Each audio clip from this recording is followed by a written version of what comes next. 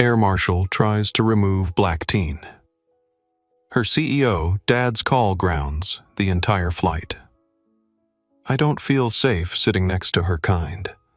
Elizabeth Harrington's voice sliced through the first-class cabin, deliberate and loud enough for everyone to hear. She wasn't whispering into her phone. She wanted an audience. She wanted witnesses to validate what she saw as an intrusion into her world. A 17-year-old girl, a genius on her way to change the world, sits in the first-class seat she earned. A flight she's been dreaming of. But for some, her presence is a crime. A bitter passenger, a dismissive flight attendant, and a hardened federal officer converge on her seat. Their prejudice a storm cloud in the pressurized cabin. They demand she move. They demand she surrender her dignity. They believe they have all the power. They have no idea she is about to make a single phone call that will not just empty her seat, but ground the entire 300-passenger airplane. This isn't just a story about a flight. It's about the moment power prejudice and a father's love collided at 30,000 feet, leaving a trail of ruined careers in its wake.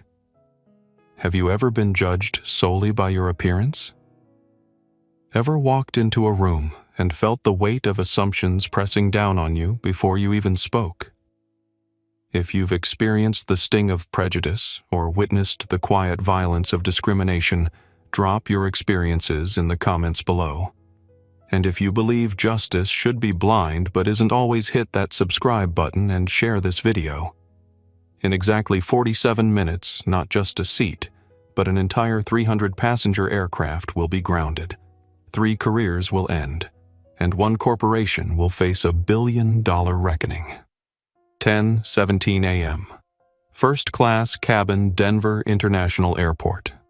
The scent of premium leather and subtle air freshener was the first thing Nia Roberts noticed. It was a stark contrast to the chaotic energy of Denver International's Terminal B, a human river of frantic energy she had just navigated. Here in Seat 2A of Transcontinental Airlines Flight 457, a non-stop to San Francisco, the world was serene. The seat was less a seat and more a personal pod, a cocoon of beige upholstery and polished chrome that whispered of exclusivity. At 17, Nia was no stranger to air travel, but this was different. This was her first time flying solo in first class. It was a graduation gift from her father, Marcus, but it was also a practical necessity. Tucked into the oversized carry-on at her feet was a prototype for a neural interface. She had designed this delicate piece of equipment worth more than the car she'd be learning to drive next year. The flight wasn't just a journey. It was the first leg of her future. In San Francisco, she was set to begin a 3-month fellowship at the prestigious Horizon Applied Sciences Incubator, a place where teenage prodigies were given millions in funding to turn their wildest ideas into reality. Nia's neural interface promised to revolutionize how people with severe disabilities could communicate, potentially giving voice to those who had been silenced by their conditions. Nia was a creator, a builder. Her world was one of code circuits and the elegant logic of machine learning. She saw the world in systems and patterns, and the pattern she was currently observing was one of quiet efficiency. A flight attendant with a warm smile and a name tag that read, Sophia had already offered her a pre-departure drink.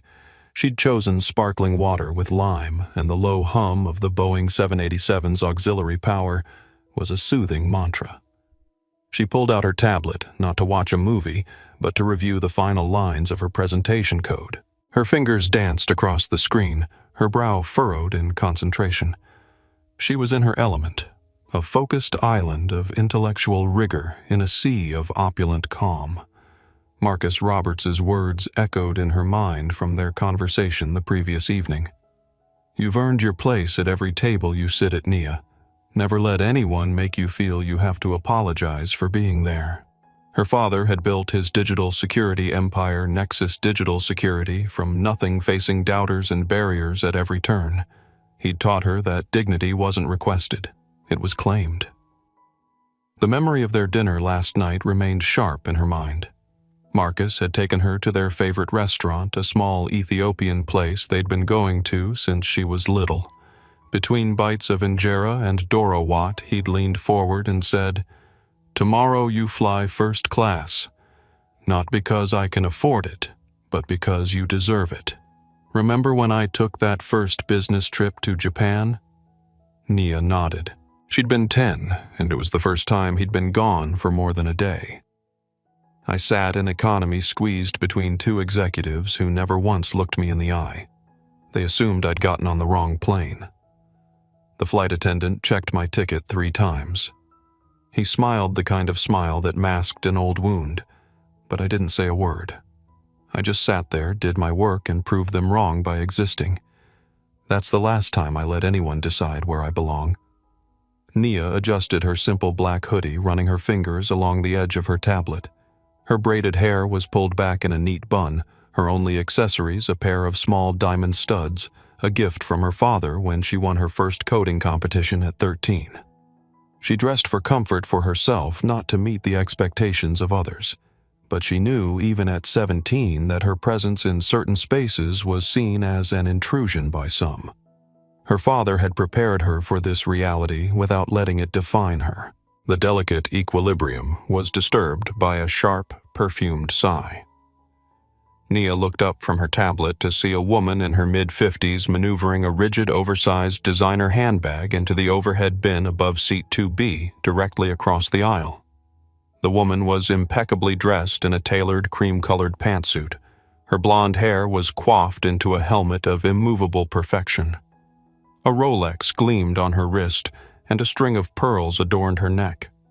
Her face, however, was soured into a mask of faint disapproval as her eyes swept over Nia.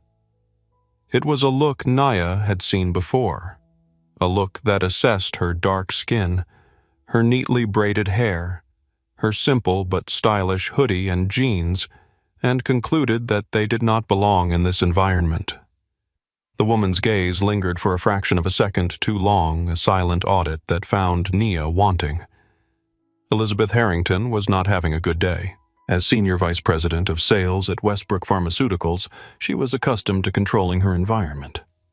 Her morning had begun with an email from the board questioning her division's numbers, followed by a spilled coffee on her original blouse, forcing her to change into her backup outfit kept at the office for emergencies. Now she was running late for an important meeting in San Francisco, and the airline had the audacity to seat her across from this. A teenager in a hoodie. In first class. Her first class. "Excuse me," Elizabeth said, her voice crisp and carrying an unearned authority. She wasn't speaking to Nia, but to the air around her as if summoning a subordinate. Miguel Sanchez, a younger flight attendant with an anxious-to-please demeanor, hurried over. His uniform was perfectly pressed, but his eyes darted nervously around the cabin. At 26, he was still relatively new to the job, having joined Transcontinental just 6 months ago. "Yes, ma'am. Can I help you with that?" he offered, gesturing to the still-open bin. "I can handle my own bag, thank you," she snapped before lowering her voice to a conspiratorial yet clearly audible whisper. "I just want to be sure everything is in order in this cabin. There seems to be some confusion about the seating." She flicked her eyes pointedly toward Nia. Miguel glanced between them, unsure how to respond. "Is there a problem with my seating assignment?" he asked, trying to sound professional. "Well," Elizabeth replied, adjusting her pearls, "I just find it unusual to see certain types of passengers in first class. Perhaps you could verify her ticket." Miguel swallowed hard, his discomfort visible. "All passengers are seated according to their purchased tickets, ma'am." Elizabeth, taking his uncertainty as agreement, continued in that same stage whisper. "I mean, standards must be maintained, don't you think?" As she settled into her seat, Elizabeth pulled out her phone and began thumbing through emails. 3 years ago, she had interviewed for a director position at Nexus Digital Security. The interview had gone poorly. The position required technical knowledge she didn't possess, and the salary was less than she was making at Westbrook. She'd been insulted when they'd sent a polite rejection letter. She hadn't recognized the Roberts name, but something about the girl's confident posture reminded her of that humiliation. Elizabeth didn't consider herself prejudiced. She would never use that word. She considered herself a realist, someone who understood the natural order of things. And in that natural order, girls like the one across the aisle didn't sit in first class, unless they were celebrities or athletes, neither of which this one appeared to be.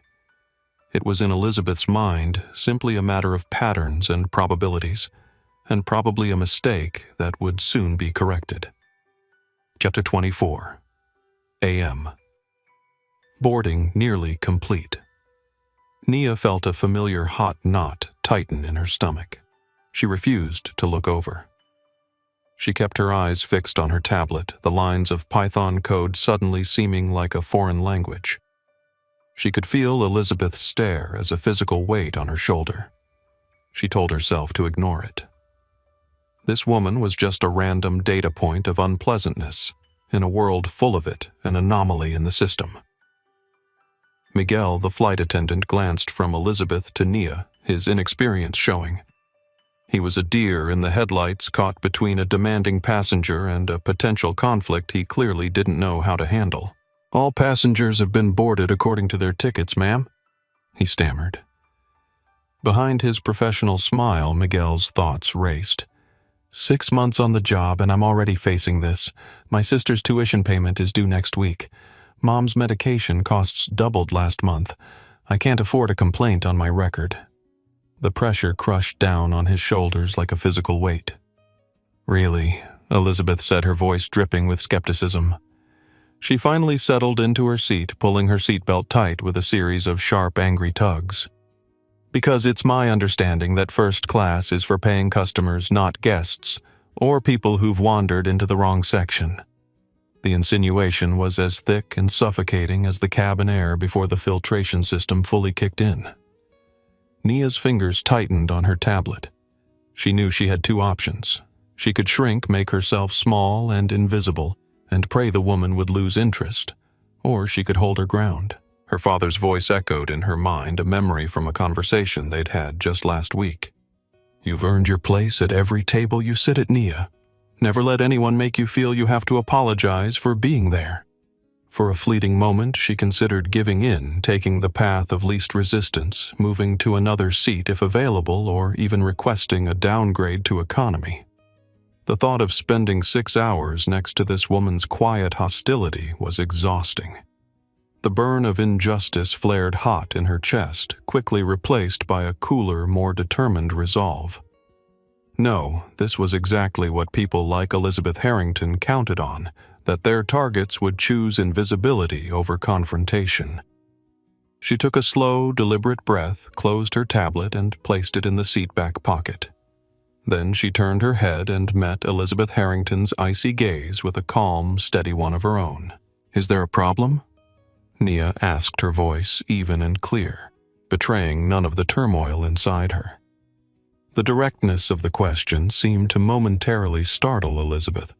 She blinked, her pursed lips tightening further. "I was just expressing a concern about airline security and seating integrity." She deflected, wrapping her prejudice in the sterile language of corporate policy. One can't be too careful these days. Before Nia could respond, Sophia Reynolds, the senior flight attendant, arrived. Her presence was a balm of professionalism. She had overheard the exchange from the galley and recognized the situation immediately. At 38, with 15 years of experience, she had seen this scenario play out many times before. "Ms. Harrington, is everything all right with your seat?" Sophia asked, her tone polite but firm, subtly reclaiming control of the situation from Miguel. "My seat is fine," Elizabeth replied, gesturing with a flick of her wrist towards Nia. "I'm just not convinced hers is."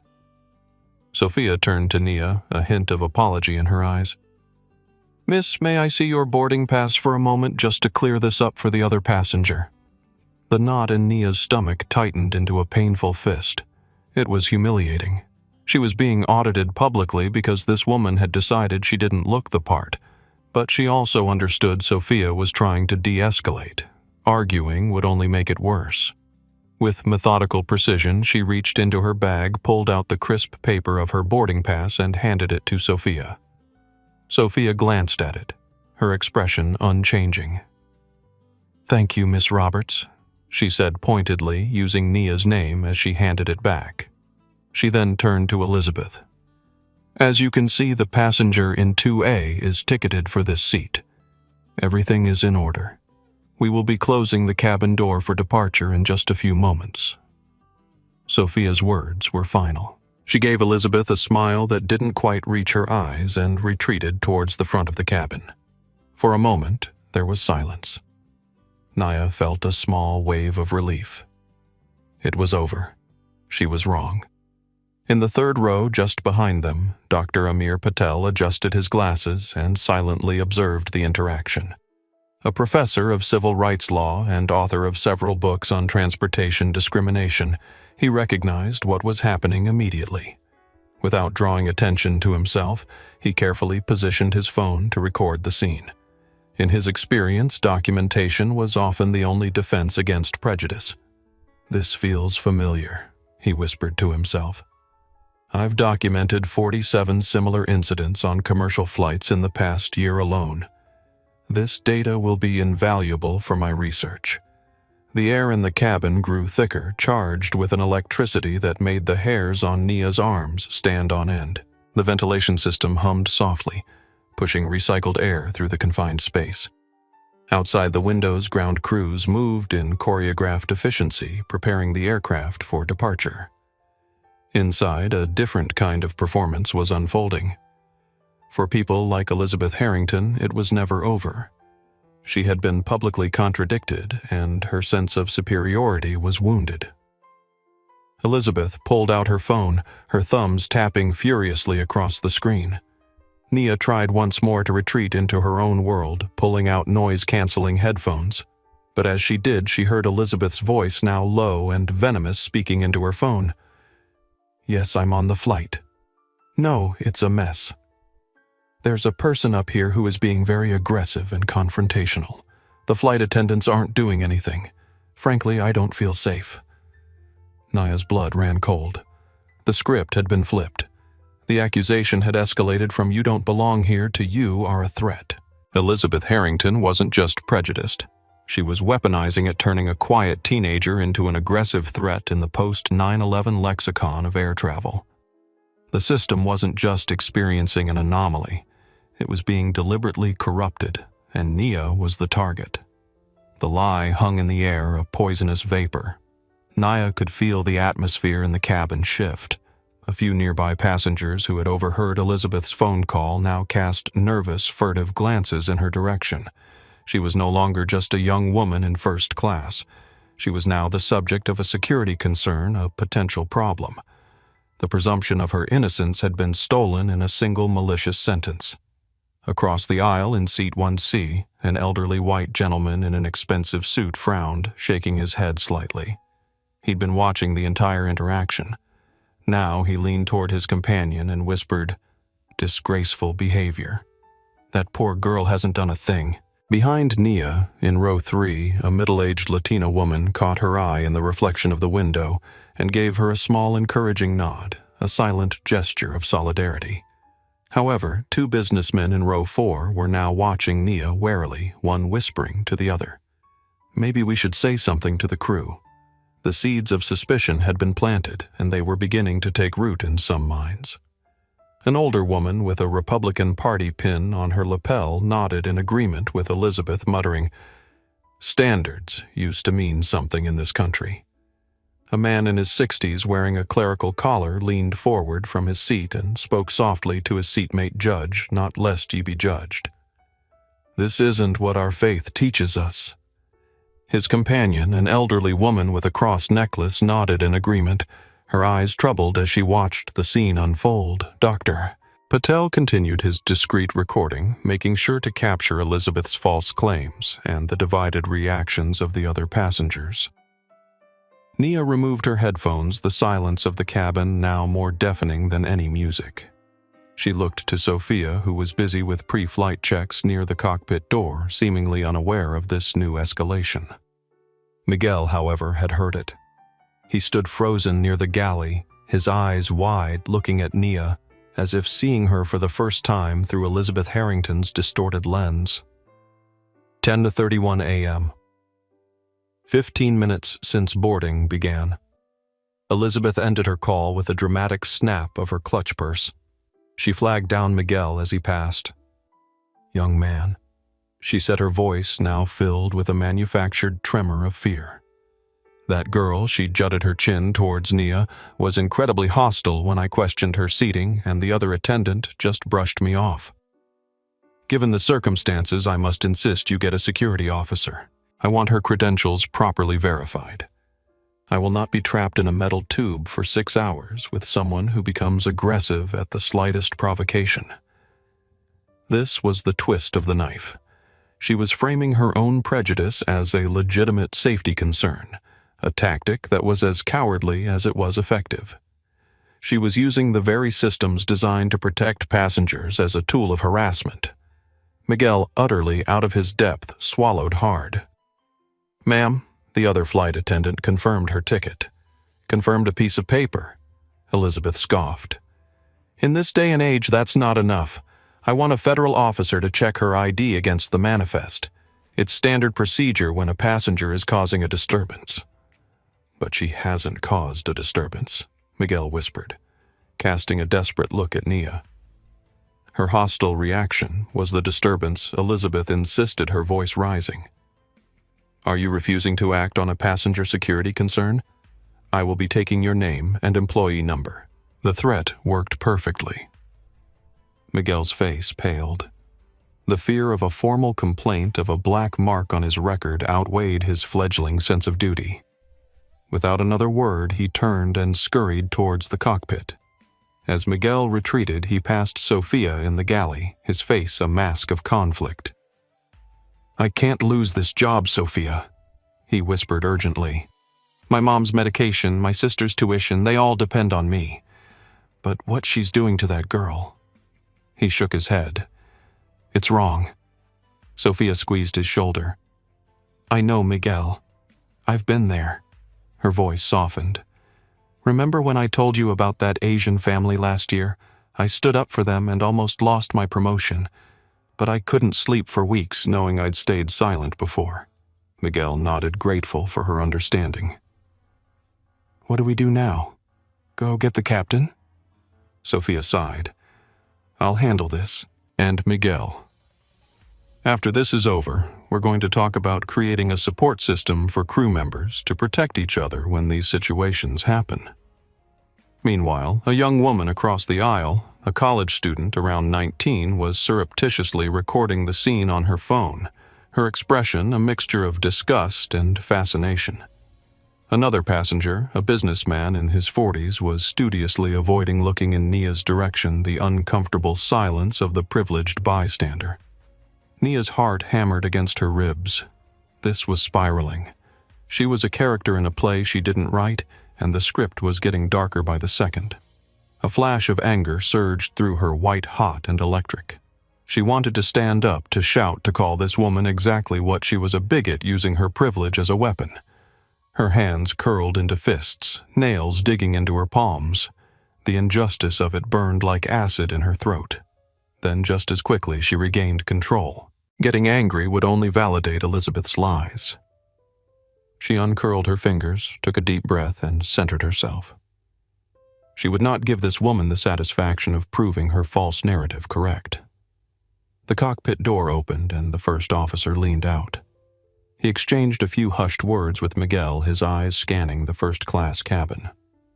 His gaze rested on Nia for a moment, unreadable, before he nodded and retreated back inside. Miguel returned to his position, avoiding Nia's eyes. He whispered to Sophia, who glanced at Nia with a mixture of pity and resignation. The whispers spread like a virus through the cabin crew. A moment later, the gentle cabin chimes were replaced by a firm announcement from the flight deck. "Ladies and gentlemen, this is Captain Wilson. We apologize for the slight delay. We are dealing with a minor cabin issue and have asked for ground personnel to assist. We appreciate your patience and expect to be on our way shortly." A minor cabin issue. That's what she was. A problem to be solved. A thing. The humiliation was a physical sensation, now a hot flush that spread from her chest to her cheeks. She wanted to be invisible, to shrink into the luxurious upholstery of seat 2A until she disappeared completely. But then she thought of her father, of the prototype in her bag of the fellowship waiting for her. She had done nothing wrong. She would not be erased. She squared her shoulders and met the curious and suspicious stares of the other passengers with a calm she didn't feel. The jet bridge, which had just begun to pull away, groaned as it re-docked with the aircraft. The cabin door hissed open. A gate agent and a uniformed officer stepped inside. But it wasn't an airport police officer. Nia recognized the insignia and the severe, no-nonsense demeanor immediately. This was a federal air marshal. He was a tall, broad-shouldered man in his 40s, with a military-style haircut and a face that looked like it had been carved from granite. His name tag read R. Collins. He bypassed the flight attendants completely and walked directly to Elizabeth Harrington's seat, his presence sucking the remaining oxygen out of the cabin. "Ma'am, I'm Officer Collins. I'm told you have a security concern," he said, his voice a low, gravelly rumble that commanded attention. Elizabeth launched into her performance, pointing a trembling finger at Nia. "Yes, officer. This person became extremely agitated and aggressive when I simply asked about the seating arrangements. Her ticket seems questionable and her whole demeanor is threatening. The flight staff refused to take it seriously. I'm afraid for my safety and the safety of this flight." Officer Collins didn't even glance at Sophia, who was standing beside him, her mouth open in disbelief. He didn't ask for her side of the story or consult the captain. He turned his full, intimidating attention on the 17-year-old girl in seat 2A. His eyes were cold flat and utterly devoid of curiosity. They were the eyes of a man who had already made up his mind. He saw not a teenage girl, a student, a gifted inventor. He saw the aggressive and threatening subject of a complaint. He saw a problem to be removed. "Miss," he began, his voice leaving no room for argument, "I'm going to need you to gather your belongings and come with me." The officer's words hung in the sterile, recycled air of the cabin. "I'm going to need you to gather your belongings and come with me." It wasn't a request. It was a command delivered with the unassailable weight of federal authority. For a moment, Nia couldn't breathe. The entire world had shrunk to the space between her and Officer Collins. The faces of the other passengers blurred into a gallery of muted curiosity and discomfort. All the systems she believed in, logic, reason, fairness, were failing spectacularly. A lie had been told, and the man with the gun and the badge had accepted it as gospel. "Officer, on what grounds?" Nia asked. Her voice was steady, a small miracle she would later marvel at. The programmer in her brain was screaming for data for a logical premise to this absurd conclusion. Collins's jaw tightened. He was not accustomed to being questioned, especially not by a teenager. "On the grounds that you are causing a disturbance and failing to comply with crew instructions," he stated, clipping his words. "I have not caused a disturbance," Nia countered, her voice rising slightly. "And I have complied with every instruction. Your colleague," she gestured toward Sophia, "verified my boarding pass. This woman," she nodded towards Elizabeth, "is lying." Sophia Reynolds stepped forward, her face a mask of professional courage. "Officer Collins, I am the lead flight attendant for this cabin. I can confirm that Miss Roberts has been polite and cooperative. Her ticket is valid." The other passenger, Ms. Harrington, initiated this confrontation. "There is no security threat here." Collins gave Sophia a look of withering dismissal. "Your job is to serve drinks, not to make security assessments. Stand back." The insult was sharp and public, designed to neuter Sophia's authority and put her back in her place.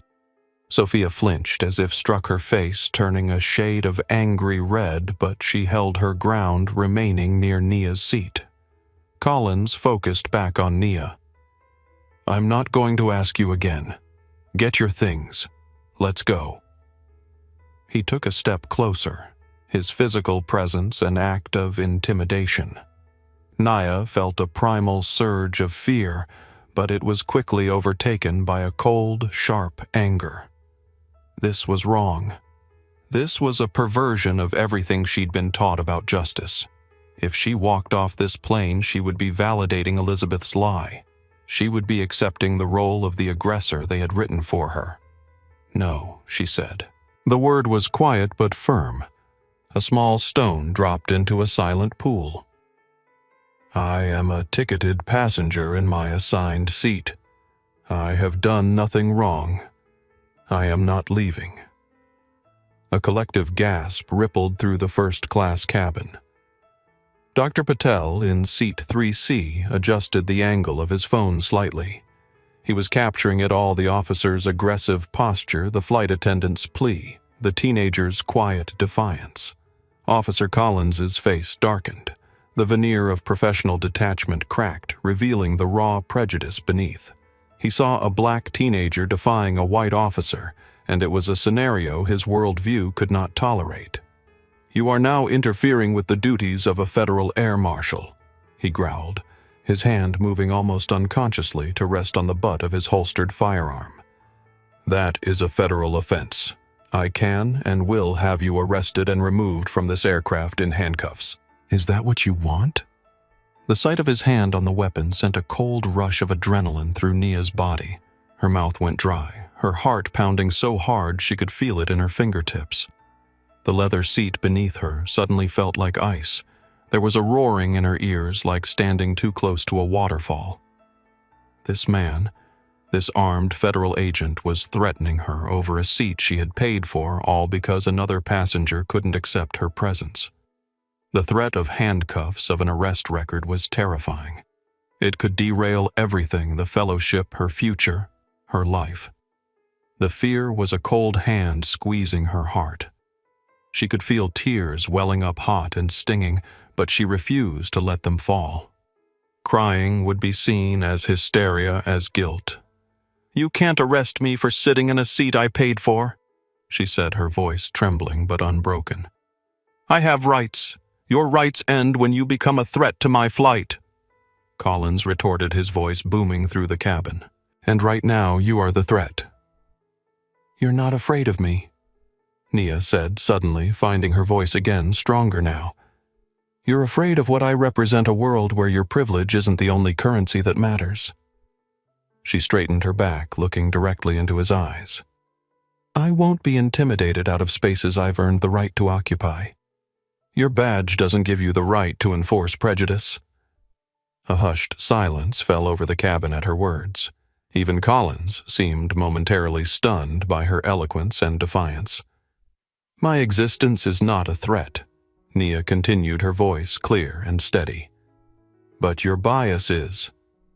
"Keep talking," Collins growled, "and you're just digging yourself deeper." "No," Nia replied, unblinking.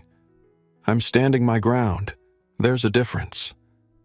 Elizabeth Harrington watched from her seat, a sickeningly self-satisfied smirk playing on her lips. This was exactly what she had wanted: the validation of her prejudice, the exercise of her privilege, the public humiliation of the girl who didn't belong. She had successfully manipulated the system, bending its power to serve her own petty bigotry. 10:38 a.m. Point of no return. The pilot. Captain Thomas Wilson emerged from the cockpit, his face grim. He was a man in his late 50s with a calm, authoritative air. But the situation in his first-class cabin was now spiraling beyond the scope of a simple passenger dispute. "Officer, what's the issue here?" Wilson asked, his voice a low baritone that cut through the tension. "The issue," Captain Collins said, not bothering to turn around fully, "is that this passenger is being disruptive and refusing to deplane. She needs to be removed before we can take off." Captain Wilson looked at Nia, then at Sophia, who shook her head almost imperceptibly, a silent signal that Collins's account was false. The captain was now in an impossible position. The flight was already delayed. He had a federal officer on his aircraft declaring a passenger a threat, but his most experienced flight attendant was telling him a different story. The ultimate authority on the plane was his, but to overrule a federal air marshal was a career-risking move. He looked at Nia, his expression one of weary pragmatism. "Miss," he said, his tone softer than Collins's, but no less final. "We have to get this flight in the air. We can sort this out on the ground. For the good of everyone on board, I am asking you to cooperate with the officer." It was a betrayal from the last person she thought would fold. The captain wasn't siding with the lie, but he was choosing the path of least resistance. He was choosing to sacrifice her dignity for the sake of an on-time departure. The knot of fear and anger in Nia's chest coalesced into a single point of clarity. They had taken away her voice. They had ignored her proof. They had rejected the testimony of the crew. They had left her with nothing. Almost nothing. "Okay," she said, her voice suddenly calm. The sudden acquiescence surprised Collins and the captain. "I will cooperate, but the law says I am entitled to one phone call. I'd like to make it now before I go anywhere." Collins scoffed. "You're not under arrest yet. You don't get a phone call. It's not a legal right. It's an airline policy for disputed passengers being removed from a flight." Sophia interjected quickly, seeing a lifeline and grabbing it. Transcontinental Policy 4.7 clearly states she's allowed a brief call to arrange for her needs on the ground. It was a slight fabrication, a bending of a vague rule, but it was delivered with such authority that Collins hesitated. Captain Wilson, eager to end the standoff, seized the opportunity. "Let her make the call, officer. 5 minutes, then we can resolve this." Collins grunted his assent, crossing his arms and tapping his foot impatiently. He believed he had won. He saw this as the final futile gesture of a troublemaker before her inevitable removal.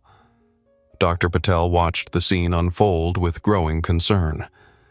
This was a textbook case of profiling exactly the kind of incident he had documented dozens of times in his research. "This is precisely the type of escalation I described in Chapter 4 of my book," he whispered to himself, making a mental note. The performance of authority as a substitute for actual justice. The fact that it was happening to a minor made it even more troubling. He continued recording, making sure to capture the faces of all involved. The passengers in economy class were growing restless. The delay was now approaching 20 minutes, and rumors were beginning to circulate about some kind of security issue in first class. A few craned their necks trying to see what was happening, but the privacy divider between cabins blocked their view. Elizabeth Harrington sat back, a look of triumph on her face. She had done it. She had reclaimed her space, asserted her dominance over this interloper. The fact that it had escalated to a federal officer removing the girl was unfortunate, but necessary. After all, rules existed for a reason, and people needed to learn their place. Nia pulled out her smartphone. Her hands were shaking, but her fingers were steady as she navigated to her contacts. She ignored the texts from her friends asking if she'd boarded yet. She went straight to the top of her favorites list, the one marked with a star. She pressed the call button. The phone rang once, twice. Then a calm, familiar voice answered. "Nia B. Everything okay? You should be taking off." "Hi, Dad." Nia said, her voice breaking just a little. "Not exactly. I have a problem." And as Officer Collins and Captain Wilson stood by impatiently and Elizabeth Harrington watched with glee, Nia Roberts began to explain the situation to her father. Marcus Roberts was in his office on the 58th floor of a Manhattan skyscraper, a room with panoramic views that usually calmed him. He had been reviewing quarterly threat assessment reports, a litany of digital phantoms and corporate espionage attempts. When his phone rang with Nia's picture on the screen, he had smiled, expecting a quick call before she powered down for her flight. The smile vanished as he listened. His daughter's voice, usually so full of confidence and spark, was strained, trembling on the edge of tears, but held in check by sheer force of will. He listened without interrupting as she laid out the facts with the clinical precision he had taught her. The woman in 2B, the false accusations, the flight attendant who tried to help the arrival of an air marshal named Collins, the pilot's request for her to leave, and the ultimatum. With every word, a cold, tectonic fury built deep within him. Marcus Roberts was a man who had built a global digital security empire from nothing. He had faced down hostile boardrooms, outmaneuvered corporate raiders, and negotiated with governments. He understood power not just in the form of money, but in the form of information and leverage. The one thing in the world he was truly vulnerable to was the well-being of his child. And these people, these strangers on an airplane, were hurting his child. His first instinct was primal. He wanted to roar, to threaten to unleash the full force of his considerable resources on this Officer Collins, but he smothered it instantly. Rage was a blunt instrument. This situation required a scalpel. 25 years earlier, Marcus had been detained by a mall security guard who had accused him of shoplifting. He'd been 19, a brilliant computer science student at MIT wearing sweatpants and a hoodie. The guard had never checked the receipt in his bag. He'd been paraded through the mall in handcuffs only to be released 2 hours later when the store manager confirmed he'd paid for the programming book. No one had apologized. No one had been punished. Marcus had been expected to simply accept the humiliation as a cost of existence. That night, he'd made a promise to himself. If he ever had the power to change that equation to make the cost of humiliation fall on the perpetrators rather than the victims, he would use it without hesitation or mercy. That moment had arrived. "Nia," he said, his voice a paradigm of calm. "Listen to me very carefully. Are you on speaker? No, Dad. Put me on speaker. Hold the phone up so the officer and the captain can hear me clearly." Nia did as she was told. "You're on speaker, Dad." "Good." Marcus's voice, rich and resonant, filled the silent cabin. "My name is Marcus Roberts. I am Nia's father. To whom am I speaking?" Officer Collins, annoyed by the delay, stepped forward. "This is Federal Air Marshal Richard Collins. Sir, your daughter needs to deplane immediately. This call is over. No, Officer Collins. This call is just beginning," Marcus replied, his tone hardening. "You are currently illegally detaining my minor daughter based on the unsubstantiated and frankly slanderous claims of another passenger. You have ignored the testimony of the airline's own lead flight attendant, and you are attempting to remove my daughter from a service she has paid for. Sir, your daughter is a security risk."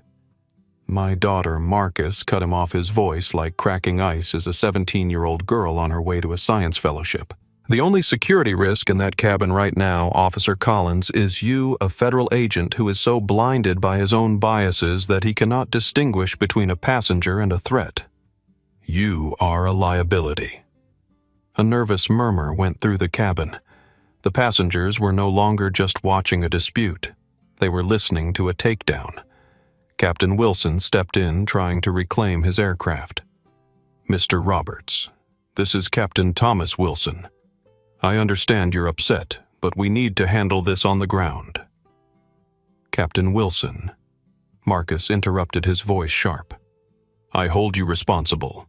You are the commander of this vessel, yet you are allowing a member of your crew and a passenger to be harassed by an overzealous officer. You've chosen expediency over your duty of care." He paused, letting the weight of his words settle. Then he delivered the first incision of the scalpel. "I'm sure you're both busy men, so let me get to the point. Nia, what's the name of the airline you're flying transcontinental, Dad?" "Transcontinental," Marcus repeated, a dangerous edge to his voice. "Officer Collins. Captain Wilson. The company I own and operate is called Nexus Digital Security.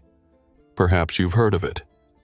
We are the premier digital security firm for the global transportation industry. And for the last 3 years, Nexus Digital Security has held the exclusive multi-billion-dollar contract to protect Transcontinental Airlines' entire digital infrastructure." Marcus's words fell like hammer blows in the silent cabin. That includes their reservation systems, their internal networks, their flight control software, and most importantly, their passenger data liability protocols. Silence. Absolute stunned silence. Elizabeth Harrington's smug expression began to dissolve, replaced by a flicker of confusion and then dawning horror. Collins and Wilson exchanged a look of disbelief. Captain Wilson's face showed a flash of recognition. He had attended a cybersecurity seminar 2 years ago where Marcus Roberts had been the keynote speaker, though they had never formally met. The pieces clicked into place with terrible clarity. Marcus continued, his voice now dangerously soft. That contract, which is personally overseen by me, contains several key clauses. Among them are strict covenants regarding passenger treatment, anti-discrimination, and brand integrity. A publicly documented incident of racial profiling, especially one involving a federal officer and condoned by the flight's captain, constitutes what our legal team would call a catastrophic brand-damaging event. It is a material breach of our service agreement. He let that sink in for a moment. He wasn't just a rich dad complaining. He was the man who held the keys to their kingdom, and he was explaining in precise legal and financial terms how they had just violated the terms of their partnership. "So here is what is going to happen," Marcus stated, his voice devoid of any emotion except for absolute certainty. "You are not going to lay a hand on my daughter. You are not going to speak another word to her. Captain Wilson, you will return to your cockpit, and you will wait for a call from your CEO, Howard Davidson, a man I have on speed dial, Officer Collins. You will stand down and await instructions from your superiors at the TSA, who will also be hearing from Mr. Davidson, and then from my general counsel. My daughter will remain in her seat. This aircraft will not be going anywhere until this is resolved to my satisfaction." Marcus's voice sharpened to a razor edge. "Today, you tried to remove my daughter from a seat. Tomorrow I'll remove you from your career." He took a breath. "Nia, sweetie, is that all clear?" "Yes, Dad." Nia whispered, a single tear of relief finally tracing a path down her cheek. "Good. Stay on the line. I'm making another call now." Nia held the phone, the speaker still on. The silence in the cabin was broken only by the faint hum of the ventilation. Officer Collins stood frozen, his face pale, his mask of authority shattered. Captain Wilson looked like he had seen a ghost. Elizabeth Harrington had shrunk into her seat, her face ashen, trying to become invisible. The entire power dynamic on the aircraft had just been inverted by a single phone call. The prejudice had collided with a system of immense and now deeply personal corporate power, and the prejudice was about to be obliterated. 10:42 a.m. The moment everything changes. The second call was brutally efficient. Nia and everyone in the first-class cabin could hear the faint tinny ringing from her phone speaker, followed by an alert professional voice. "Howard Davidson." "Howard, it's Marcus Roberts."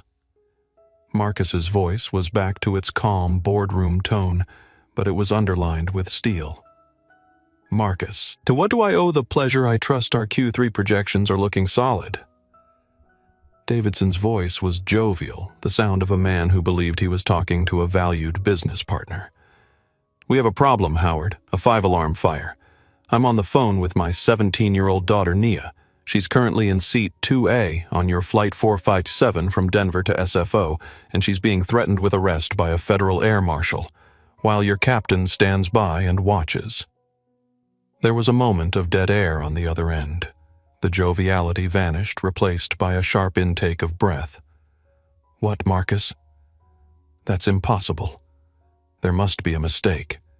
The only mistake, Howard," Marcus said coolly, "will be yours if you don't handle this in the next 90 seconds. My daughter has been racially profiled by another passenger. Your crew failed to de-escalate, and a federal officer is now threatening to put her in handcuffs because she refused to be illegally removed from her seat. I have this entire interaction on an open line. It is being recorded." Nia glanced at Dr. Patel, who gave her a subtle affirmative nod, his own phone still discreetly pointed forward. "The officer's name is Richard Collins. The captain is a Mr. Wilson." Marcus continued his words like hammer blows. Howard, as per Section 12, subsection B of our agreement, I am officially flagging this incident as a critical security and liability failure. An agent of the federal government is acting in an unstable and biased manner on your aircraft. I no longer have confidence in the security of that plane. Furthermore, my daughter, a minor, is in a state of extreme distress due to the actions of your employees and this officer. This is a clear violation of your duty of care. Marcus, please. Davidson's voice was strained, panicked. Let me get my head of operations on this. We'll sort it out. We'll apologize to your daughter. We'll offer compensation. We're past apologies, Howard. We're in the realm of consequences, Marcus said, his voice dropping. Here is my demand. The flight is not to take off. My daughter is not to be moved or spoken to any further. You will have your senior-most executive at Denver meet her at the gate with a full security detail to escort her to a private lounge. You will arrange for a private jet to take her to San Francisco as soon as it can be fueled. It was an audacious demand, a clear demonstration of power. A private jet. Marcus, that's the opening offer, Howard Marcus said flatly. The alternative is that my legal team files an injunction in the next 30 minutes citing the material breach of contract. We will suspend all Nexus services to Transcontinental pending a full federal investigation. Think about what happens to your airline tomorrow morning when the markets open and news breaks that your digital security provider, the best in the world, has declared your entire system a liability. Your stock will be in free fall by 9:31 a.m. Your choice. It was checkmate. The CEO of Transcontinental Airlines was being presented with two options: an astronomically expensive and embarrassing concession to one passenger, or the complete implosion of his company's public and financial standing. The silence on the line stretched for what felt like an eternity. Officer Collins was sweating now, beads of moisture visible on his forehead. Captain Wilson had his eyes closed as if trying to will himself away from the career-ending disaster unfolding in his cabin. Finally, Davidson's voice came back defeated. I understand. Consider it done, Marcus. I'll make the calls myself right now. My deepest, most sincere apologies to Nia. Don't apologize to me, Howard. Apologize to my daughter. And more importantly, fix your company, Marcus said, then disconnected the call. Nia's phone returned to her conversation with her father. Dad, she whispered, overwhelmed. It's okay now, Nia B. It's over. Someone will be there for you shortly, he said, his voice finally softening, the paternal warmth returning. I'm so sorry you had to go through that. We'll talk more soon. I love you. I love you too, Dad. The call ended. For a moment, the cabin remained in a state of suspended animation. Then the captain's phone buzzed.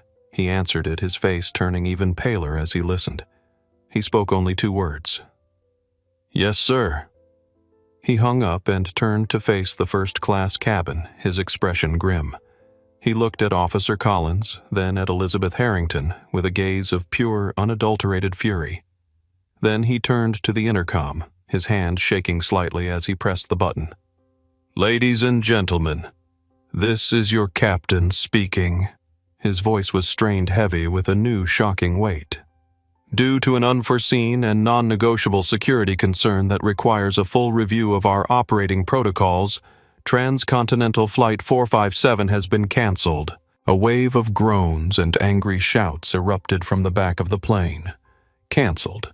A full flight doors closed ready for pushback was being canceled. The absurdity of it was lost on the disgruntled passengers in economy and business class. We ask that you please remain seated until the jet bridge is reattached. Ground staff will be in the terminal to assist you with rebooking. We apologize for the extreme inconvenience. The announcement was a bomb that detonated the fragile peace of the aircraft. Chaos erupted. People were yelling, demanding explanations. Flight attendants, looking utterly bewildered, tried to calm the passengers. But in the first-class cabin, there was a different kind of chaos.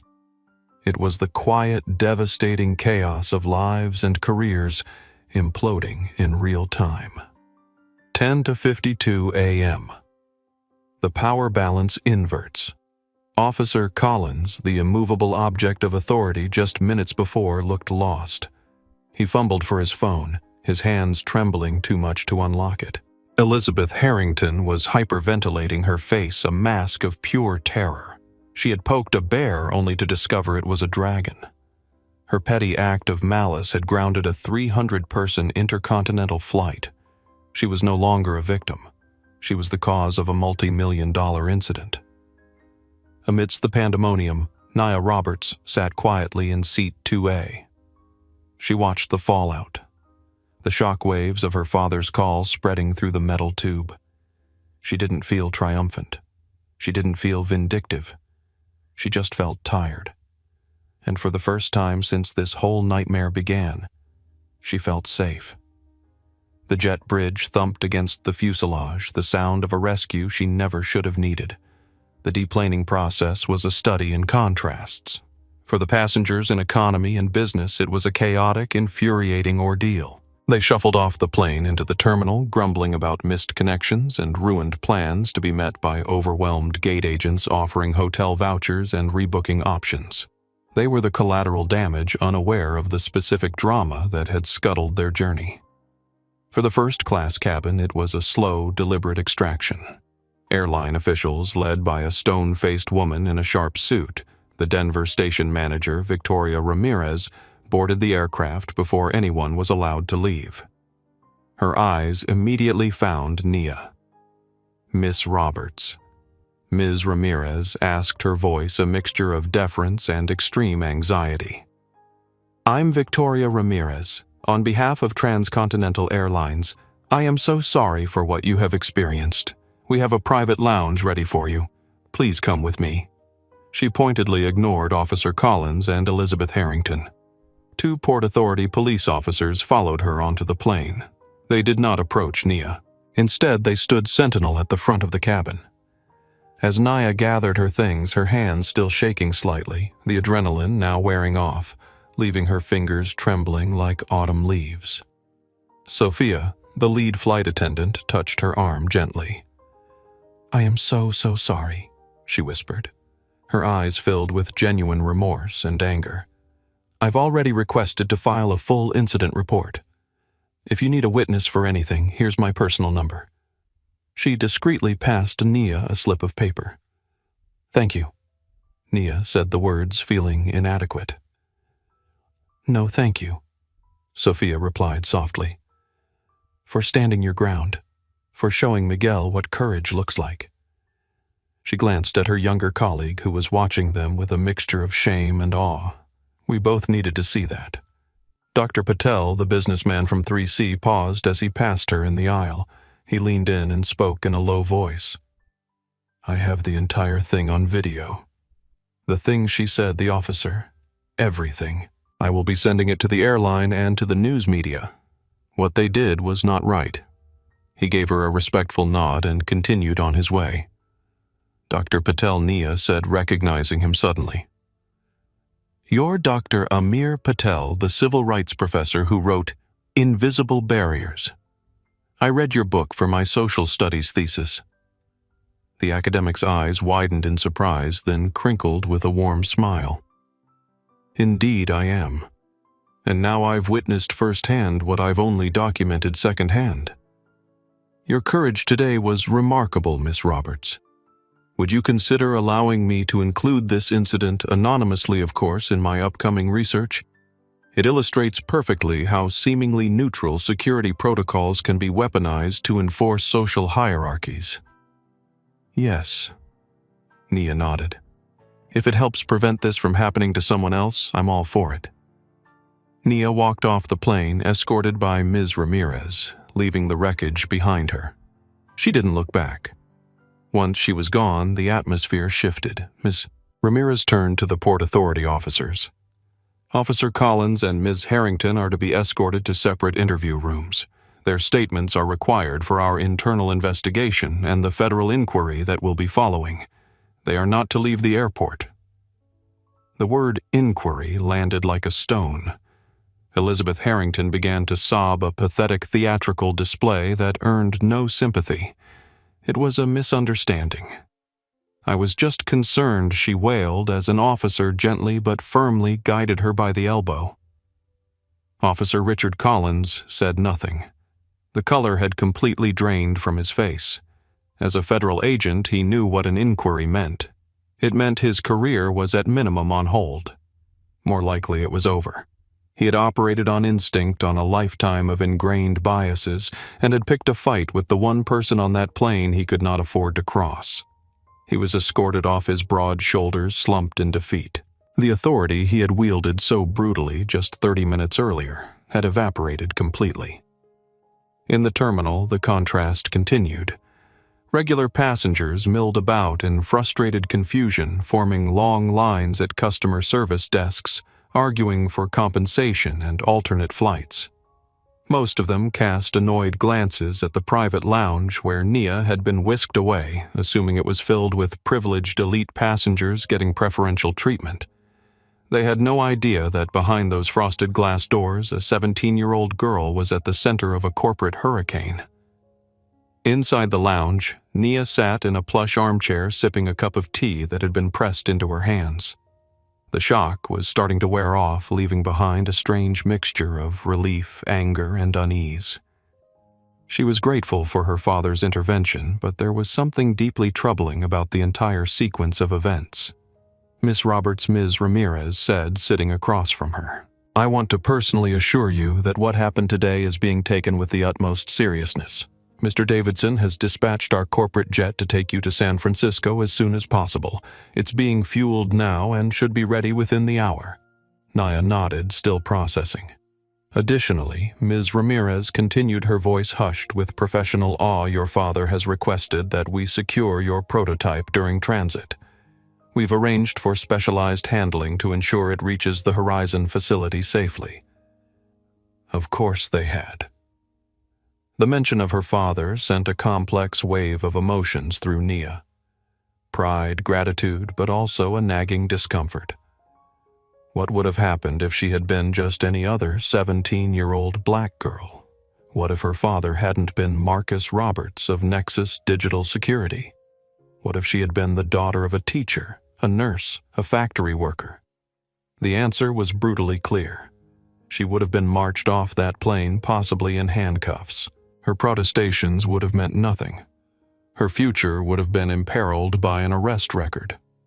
The prototype, her dream, would have been damaged or confiscated. All because a woman in seat 2B decided she didn't look like she belonged in first class. Her phone buzzed with a text from her father. "Everything okay, Victoria? Taking care of you?" She texted back, "Yes. Thank you for what you did." His response came immediately. "Always. No one messes with my little girl." She smiled slightly, but the unease persisted. Her father's power had saved her, but it was a reminder of how fragile justice could be when it depended on privilege and connections, rather than being a universal right. 11:08 a.m. The aftermath begins. Meanwhile, across the terminal, a very different scene was unfolding. Elizabeth Harrington sat in a sterile interview room. Her perfect makeup now streaked with tears, her composure shattered. Across from her sat two stern-faced airline security officials and a legal representative. The recording of her phone call, where she falsely claimed Nia was aggressive and threatening, had been replayed for her. Her attempts to explain away her words as a misunderstanding were met with stony silence. Ms. Harrington, the legal representative, said, her voice clinical and detached, "The evidence suggests you knowingly made false statements that triggered a security response. These actions resulted in the cancellation of a flight with 300 passengers, costing the airline approximately $350,000 in direct expenses, not including the substantial reputational damage." Elizabeth's face crumpled.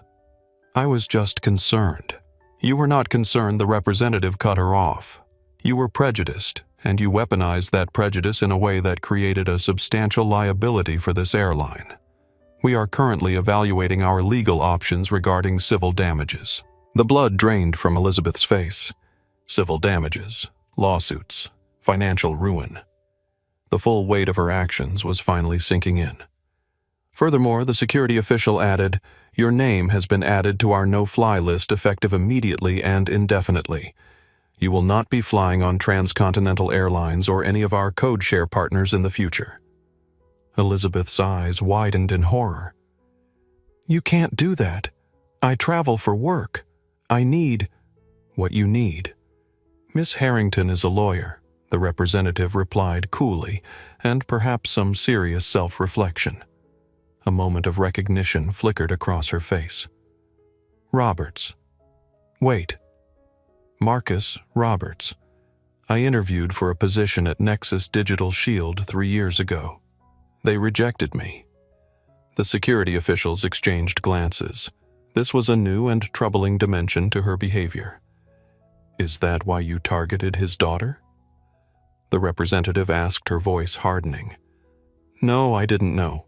I swear I didn't."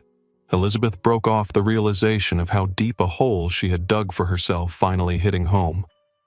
In another room, Officer Richard Collins was facing an even more severe reckoning. His superior, a stone-faced senior agent from the Air Marshal Service, who had been flown in from Washington, D.C., sat across from him. On the table between them lay Collins's badge and service weapon. 20 years, Collins, the senior agent, said, his voice laced with disgust. 20 years in the service, and you throw it all away because you couldn't see past your own prejudices. Sir, I was responding to a credible security concern. Bullshit, the agent snapped. I've reviewed the flight attendant statement. I've seen the video. You didn't verify. You didn't investigate. You saw a young black woman and decided she was the threat. You let your bias override your training. And now the entire service has to deal with the fallout. Collins's shoulders slumped. There was no defense, no justification that would stand up to scrutiny. Your suspension is effective immediately, the agent continued. A formal inquiry will follow, but I'm going to be blunt with you, Collins. Start updating your resume. Your career with the Air Marshal Service is over. Do you know who her father is? Collins asked, a trace of bitterness in his voice. I don't care if she's the daughter of a fry cook or the president, the agent replied, standing. Your job was to assess threats, not enforce someone's notion of who belongs where. You failed at the most basic level of your duty. Back in the private lounge, Ms. Ramirez approached Nia with a tablet. Miss Roberts, we've received word that the corporate jet is ready. Also, your father asked me to show you this. She handed Nia the tablet, which displayed a news article that had just been published online. The headline read, Transcontinental Airways announces major overhaul of anti-discrimination training and policies. The article detailed how Transcontinental was committing to a comprehensive review and reformation of its crew training, passenger complaint procedures, and security protocols with a specific focus on eliminating bias. The changes included mandatory scenario-based training for all customer-facing staff, a new verification protocol requiring multiple crew members to confirm any passenger complaint before security intervention, body cameras for security personnel during passenger interactions, an independent review board to handle discrimination complaints, revised passenger removal procedures with strict guidelines and oversight. It mentioned a substantial financial commitment to this effort, including the establishment of a scholarship fund for underrepresented youths interested in aviation careers. Most surprisingly, the scholarship was to be named the Nia Roberts STEM Initiative. Nia looked up, stunned. This is happening now. Already, Ms. Ramirez nodded, a small, genuine smile breaking through her professional facade. Your father is a very persuasive man, and I think the airline realized that true change couldn't wait for the next board meeting. The financial implications are significant, Ms. Ramirez added. Initial estimates put the training program at $15 million in the first year alone.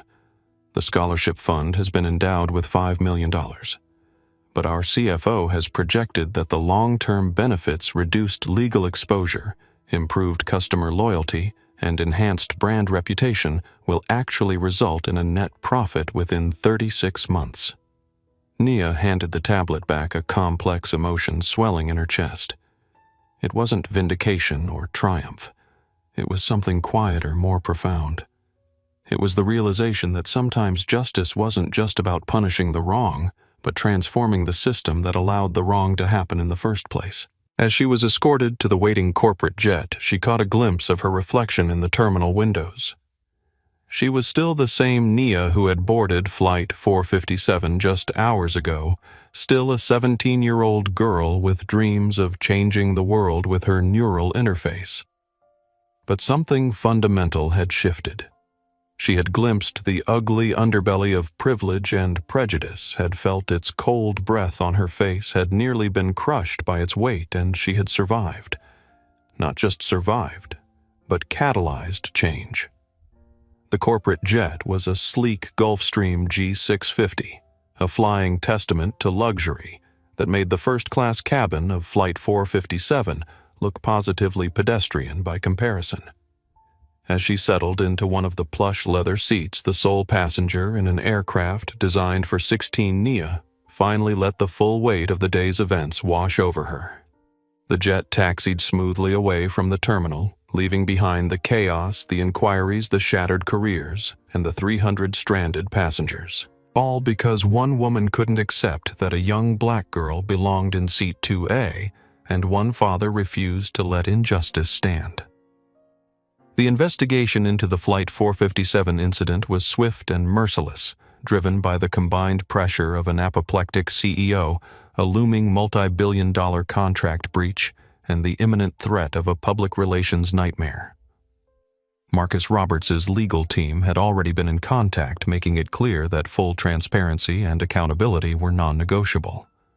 Sophia Reynolds was interviewed first.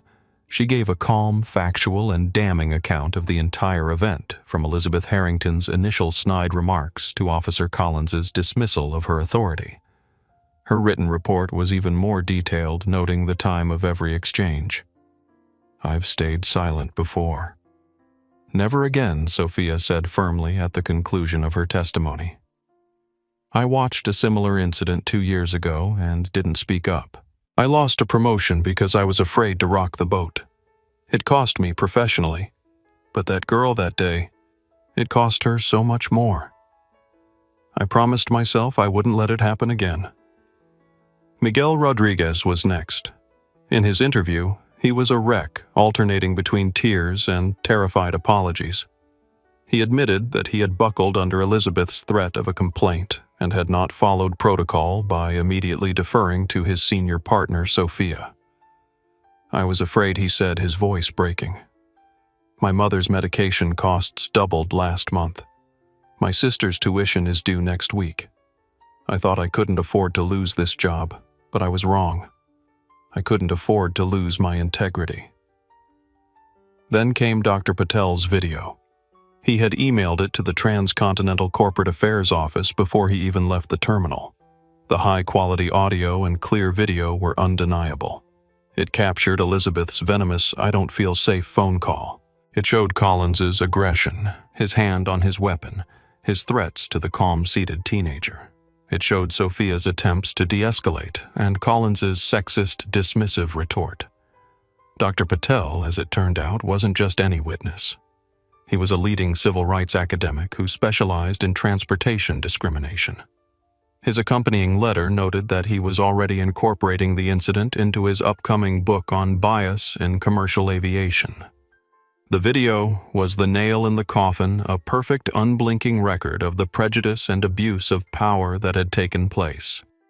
This footage, Dr. Patel wrote in his submission, demonstrates exactly what I've been documenting for years: the invisible infrastructure of exclusion that operates in supposedly public spaces. The remarkable aspect of this case is not that it happened these incidents occur daily, but that it was captured so thoroughly and that there were actual consequences for the perpetrators. Elizabeth Harrington's interview was a disaster. She tried to play the victim, portraying Nia as sullen and unresponsive and herself as a concerned citizen. But when confronted with Dr. Patel's video, her story crumbled. Her lies were laid bare, her manufactured fear exposed as petty, vindictive racism. She became belligerent, then tearful, then silent. The revelation of her failed interview at Nexus Digital Security 3 years earlier added another disturbing dimension to her behavior. While she insisted she hadn't recognized Marcus Roberts' name or made the connection to Nia, investigators remained skeptical. The coincidence seemed too perfect. Even if true, it didn't matter. Her behavior had been inexcusable regardless of motive. After the interviews, Elizabeth's life began to unravel with alarming speed. The next morning, her phone rang. It was her boss at Westbrook Pharmaceuticals, the chief operating officer. "Elizabeth, I need you in my office immediately," he said, his tone colder than she had ever heard it. "I'm in Denver," she replied. "My flight was. Can I know where you are and why?" he interrupted. "It's all over Twitter." First class. Karen is trending nationally, and your name and our company are being dragged through the mud. Get back to New York by whatever means necessary. Her blood ran cold as she hung up. She hadn't considered that aspect, the public humiliation, the digital record that could follow her forever. She booked an overpriced ticket on another airline flying economy class, the irony not lost on her. By the time she arrived in New York the next day, it was too late. She was met at the office by security, who escorted her to a conference room where HR was waiting with termination papers. 22 years at the company gone in a 10-minute meeting. "Your actions directly contradict our company values," the HR director said mechanically. "We cannot and will not be associated with such behavior." Westbrook Pharmaceuticals was in the midst of a major diversity initiative and could not afford to have an executive publicly exposed as racially biased. The viral video of Elizabeth demanding that a black teenager be removed from first class was toxic. She was given 30 minutes to clean out her desk under supervision. Former colleagues averted their eyes as she passed. By afternoon, her company email was deactivated, her access cards disabled, her office reassigned. The spiral continued. 2 days after the incident, she returned to her Upper East Side apartment to find a letter from the board of her co-op. Her presence in the building was causing reputational concerns. Neighbors had complained. Would she consider selling her unit? Her friends stopped returning calls. Invitations were rescinded. Her sister in Connecticut asked her not to visit for a while, just until this blows over. But it didn't blow over. The internet's memory was long, and Elizabeth Harrington's moment of unfiltered prejudice was preserved forever in high definition. Any Google search of her name would now bring up the incident as the top result. She became unemployable in her field. Executive recruiters who had once courted her now ignored her emails. The civil suit from Transcontinental was the final blow. The airline's lawyers had calculated the precise cost of the canceled flight, the rebooking of 300 passengers, the hotel accommodations, the PR damage control, and the corporate jet provided to Nia. The total came to just over $1.2 million. Elizabeth's attorney advised her to settle. "They have a rock-solid case, Ms. Harrington. The video alone is damning. We can try to negotiate the amount, but if this goes to court, you will lose, and the amount could be much higher. Her life savings, her retirement accounts, her investment portfolio, all of it would be wiped out. She would have to sell her apartment, move to a cheaper city, start over in her 50s with a toxic digital footprint following her wherever she went. All because she couldn't accept that a black teenager had a right to sit in first class." In the months that followed, Elizabeth went through a profound personal crisis. The loss of her career, social standing, and financial security forced her to confront the beliefs that had led to her downfall. At first, she was bitter and defensive, convinced she was the victim of cancel culture and political correctness. But slowly, painfully, she began to see her actions through a different lens. She started therapy initially to deal with the depression that followed her public shaming, but the process evolved into something deeper. For perhaps the first time in her life, she was forced to examine her own prejudices and the harm they had caused. "I had to lose everything to see what I'd become," she would later write in a personal essay. "I'd spent my whole life believing I wasn't racist because I didn't use slurs or join hate groups. But there I was on video trying to remove a young woman from a space simply because I didn't think she belonged there." It would take 2 years of self-examination therapy and education before Elizabeth would emerge as a changed person. The journey was neither quick nor easy, but it was genuine. She would eventually channel her experience into a book titled Confronting My Bias, which documented her journey from privileged ignorance to painful awareness. The hardest part, she wrote in the book's introduction, was recognizing that my actions that day weren't an aberration. They were the logical conclusion of beliefs I'd held my entire life. Beliefs I'd never questioned because I didn't have to. That's the insidious nature of privilege. It allows you to move through the world without ever having to examine the assumptions that shape your reality. The book unexpectedly became a valuable tool for anti-bias training programs.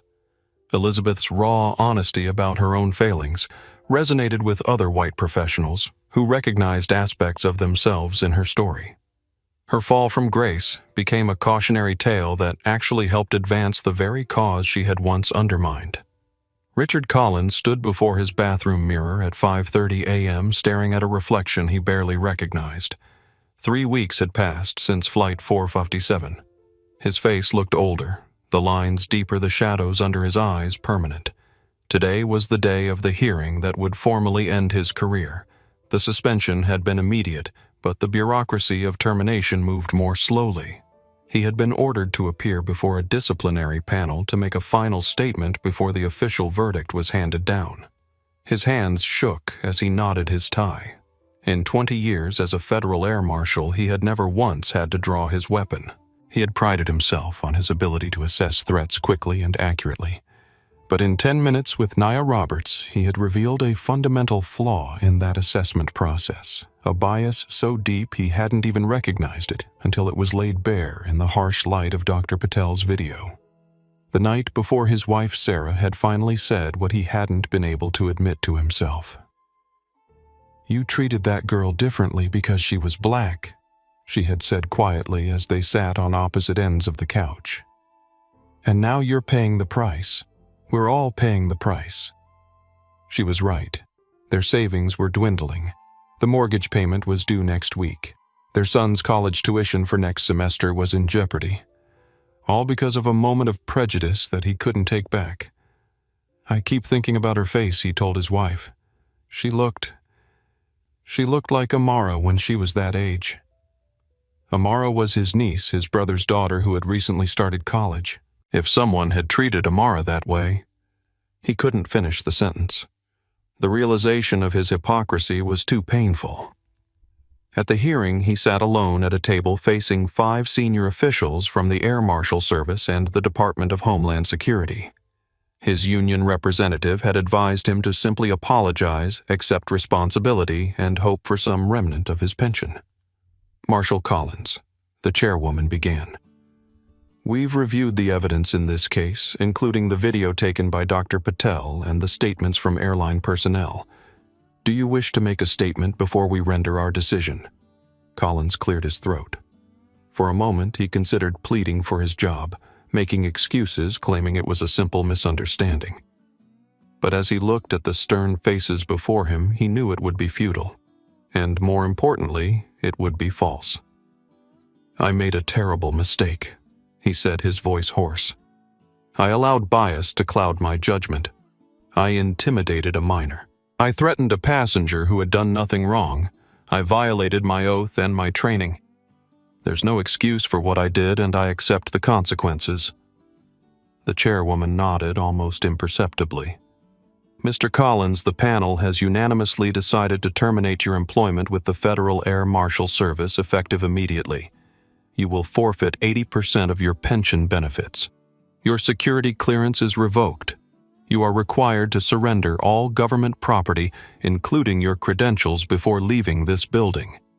This hearing is adjourned." 20 years of service ended in a 90-second statement.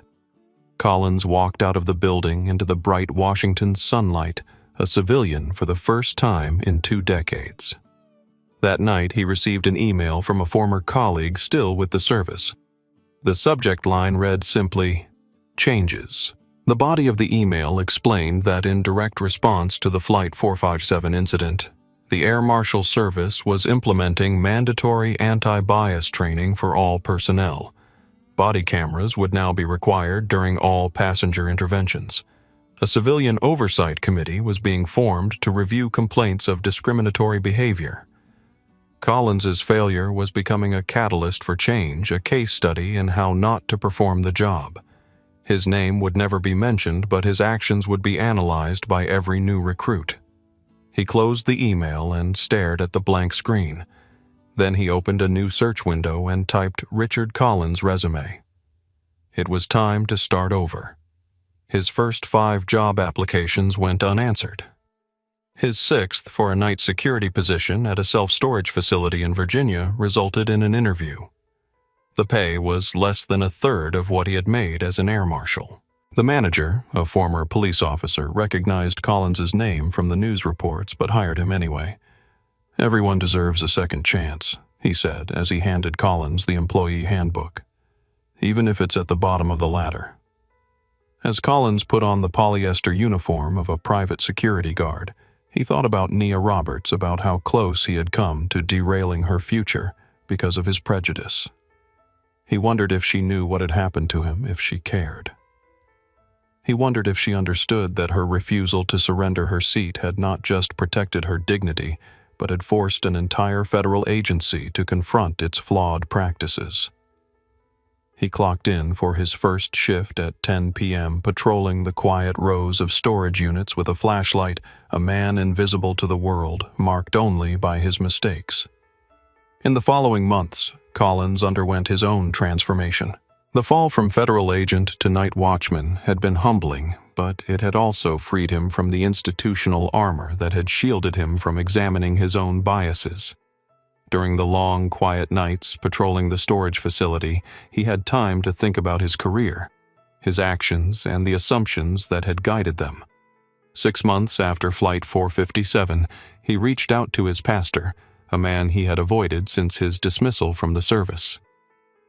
"I need to talk," he said simply. The conversation that followed lasted for hours, touching on issues of justice, forgiveness, and redemption. "You made a terrible mistake," Pastor Williams told him, "but it doesn't have to define the rest of your life. The question is, what are you going to do with this experience?" It was a question Collins had been asking himself. The answer came gradually. He began volunteering with a local youth program, mentoring teenagers from disadvantaged backgrounds. He spoke candidly with them about his failure and what he had learned from it. The work was challenging. Many of the kids initially distrusted him once they learned about his past, but over time he earned their respect through his honesty and commitment. By the time his niece Amara applied for the Nia Roberts STEM Initiative Scholarship 3 years later, Richard Collins had become a different man. When Amara was selected as one of the recipients, Collins felt a complex mix of emotions: pride in his niece, gratitude for the opportunity she was being given, and a strange sense of karmic completion. His failure had opened a door for the next generation, including his own family.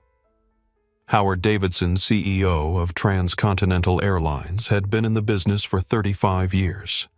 He had weathered economic downturns, terrorist attacks, fuel crises, and pandemics.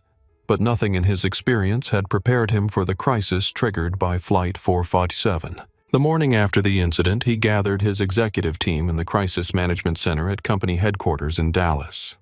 The mood was grim. The stock had already dropped 3% in pre-market trading as news of the incident spread through financial circles. "Ladies and gentlemen," Davidson began, his voice grave, "we are facing an existential threat. Nexus Digital Security is not just our cybersecurity provider. They are the backbone of every digital system we operate. Our reservation system, our flight operations, our customer data, our internal communications, all of it runs through their platforms. If Marcus Roberts decides to pull the plug, we cease to function as an airline within hours. The chief financial officer raised his hand. Can't we fight this? It was one incident. Surely he can't legally. Have you seen the video? Davidson interrupted, his face flushing with anger. Have you actually watched what happened to his daughter? Because I have. 3 times. And each time I became more certain that if it were my child, I wouldn't just pull a contract. I'd burn the whole company to the ground. He took a breath, composing himself. This isn't about legal standing. This is about doing what's right. A 17-year-old honors student was nearly arrested for sitting in a seat she paid for, and our employees either enabled it or stood by and watched. That is unacceptable on every level. He turned to his chief operating officer. Alicia, I need a complete overhaul of our crew training protocols. Every employee from baggage handlers to pilots needs to undergo comprehensive anti-bias training. I want outside experts brought in, and I want it to begin this week, not next quarter. Next, he addressed the chief of public relations. Mark, what I need a statement that doesn't just apologize but commits us to specific measurable changes, and I want to announce the Nia Roberts STEM initiative today. Initial funding of $5 million focused on supporting young women of color pursuing careers in aviation and technology. The VP of Human Resources spoke up. What about Captain Wilson Davidson's expression hardened? He's been suspended pending review, but the preliminary recommendation is demotion to cargo routes. He failed in his duty as captain. However, he was placed in an impossible position by Collins, so termination seems excessive. And the flight attendant Sophia Reynolds is being promoted to a training position. She did what she could in an untenable situation. Miguel Rodriguez will undergo additional training and be placed on probation. His failure was one of inexperience and fear rather than malice. As the meeting continued, specific action items were assigned, timelines established, budgets allocated. By the end of the day, Transcontinental had issued a public statement acknowledging the incident, apologizing unreservedly, and committing to a fundamental reimagining of our approach to passenger dignity and staff training. The news was received with cautious optimism by industry analysts. The stock stabilized. Marcus Roberts, through a spokesperson, expressed approval of the initial steps, but made it clear that Nexus Digital Security would be closely monitoring the implementation of these promises. Within a week, Transcontinental had engaged a leading diversity consultancy to redesign their crew training programs. Established the Nia Roberts STEM initiative with a public website and application portal. Revised their passenger complaint procedures to require verification by multiple crew members before security intervention. Implemented a new Fair Skies protocol that specifically addressed potential racial bias in first-class cabins.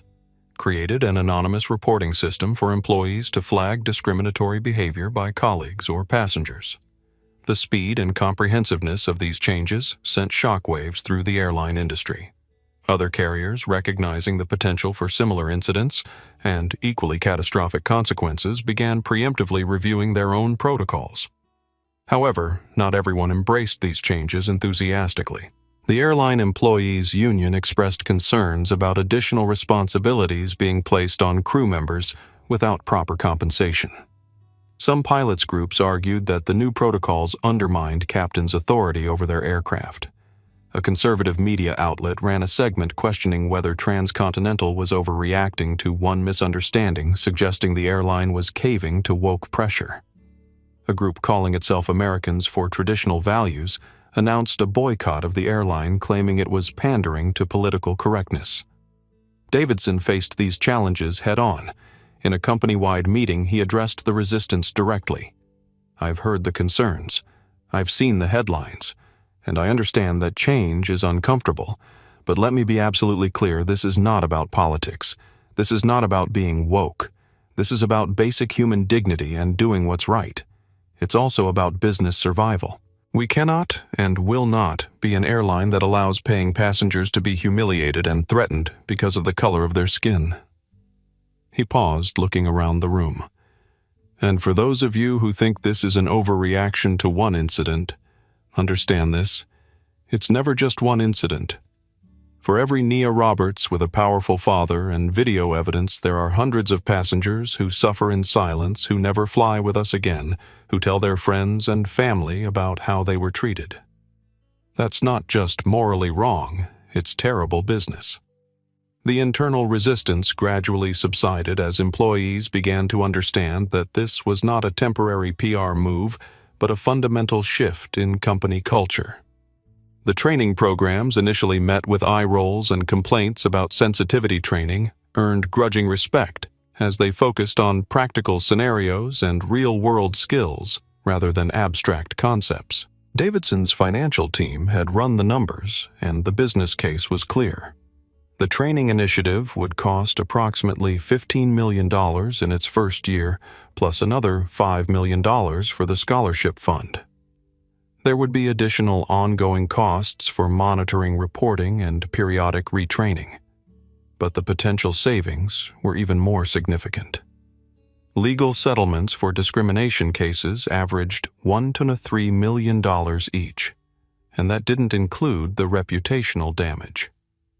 Customer retention improvements of just 2% would translate to over $20 million in annual revenue. Reduced staff turnover would save millions in training and recruitment costs. Within 6 months, the financial benefits were already becoming apparent. Customer satisfaction scores had increased by 4.7%. Staff turnover had decreased by 8%. Social media sentiment about the airline had improved dramatically, and most importantly, reported incidents of passenger-crew conflicts had declined by 23%. Delta United and American all announced enhanced training initiatives within days of Transcontinental's statement. Industry publications ran special issues on bias in air travel. The TSA issued new guidelines for air marshals interacting with passengers. The impact wasn't limited to the United States. International carriers from Europe, Asia, and the Middle East began implementing their own anti-bias initiatives. British Airways established a Passenger Rights Advisory Board. Emirates Airlines created a multilingual customer respect training program. Lufthansa developed new protocols for resolving passenger disputes. What had begun as one woman's prejudice against one teenager had catalyzed a sea change in how an entire industry approached the concept of belonging and dignity in the shared spaces of air travel. 2 weeks after the incident, Howard Davidson received an unexpected message from Marcus Roberts. It was brief but meaningful, watching closely. Impressed so far. Don't stop. Davidson forwarded the message to his executive team with a simple addition. This is just the beginning. Nia's arrival at San Francisco International Airport was a stark contrast to her departure from Denver. A transcontinental executive met her at the private aviation terminal, escorting her to a waiting luxury SUV with tinted windows. Her prototype, carefully handled by white-gloved staff, was secured in a custom container and placed gently in the vehicle. The drive to the Horizon Applied Sciences incubator in Silicon Valley was quiet. Nia watched the Bay Area landscape pass by her mind, still processing the whirlwind of the morning. At the Horizon campus, a cluster of sleek modern buildings set against rolling hills. Dr. Gabriela Morales was waiting. The program director, a brilliant neuroscientist in her mid-40s, greeted Nia with a warm embrace that surprised her with its sincerity. "Nia, I'm so glad you're here safely," Dr. Morales said. "We were horrified to hear what happened. Please know that you're among friends now." News of the incident had already reached Horizon. Dr. Morales had received a personal call from Marcus Roberts, explaining the situation and the reason for Nia's delayed arrival. "Your accommodations have been prepared," Dr. Morales continued as they walked into the main building. "We've set you up in one of our private suites rather than the standard fellow dormitory. I hope that's acceptable. Nia nodded, grateful but still feeling the emotional toll of the day. Thank you. I appreciate that. Your prototype has already been taken to your lab space. We've assigned you a corner lab with extra security protocols given the value and importance of your work. Would you like to see it now, or would you prefer to rest first? Nia considered for a moment. Part of her wanted nothing more than to curl up somewhere quiet and process what had happened. But another part, the builder, the creator, knew that losing herself in her work might be the best therapy. I'd like to see the lab, please, she decided. The lab exceeded her expectations. State-of-the-art equipment far beyond what she had access to at home or school filled the spacious room. Floor-to-ceiling windows looked out onto a peaceful courtyard with a small fountain. It was a space designed for creativity and innovation. As Dr. Morales showed her around explaining the various resources available to her, Nia found herself slowly coming back to herself. This was why she had gotten on that plane this morning. This was the opportunity she had earned. No Elizabeth Harrington could take that away from her. This is our neural mapping station, Dr. Morales explained, gesturing to a sophisticated array of equipment. It can capture neural activity with 500% greater resolution than standard EEG equipment. Your interface will be able to distinguish between thousands of distinct thought patterns with this level of detail. Nia ran her fingers over the equipment, her mind already racing with possibilities. The quantum processing chip I've developed uses a proprietary algorithm to translate neural signals into digital commands, she explained. With this level of resolution, we could potentially map emotional states, not just conscious thoughts. Dr. Morales nodded, impressed. The applications would be revolutionary, not just for those with physical disabilities, but for anyone who struggles to communicate their internal experience. Nia looked up, a new idea forming.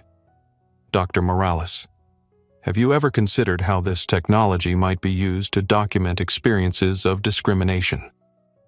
The neural patterns associated with being unfairly judged or excluded might be distinct enough to create objective evidence. Dr. Morales tilted her head, intrigued. That's not an application we've considered, but it's fascinating.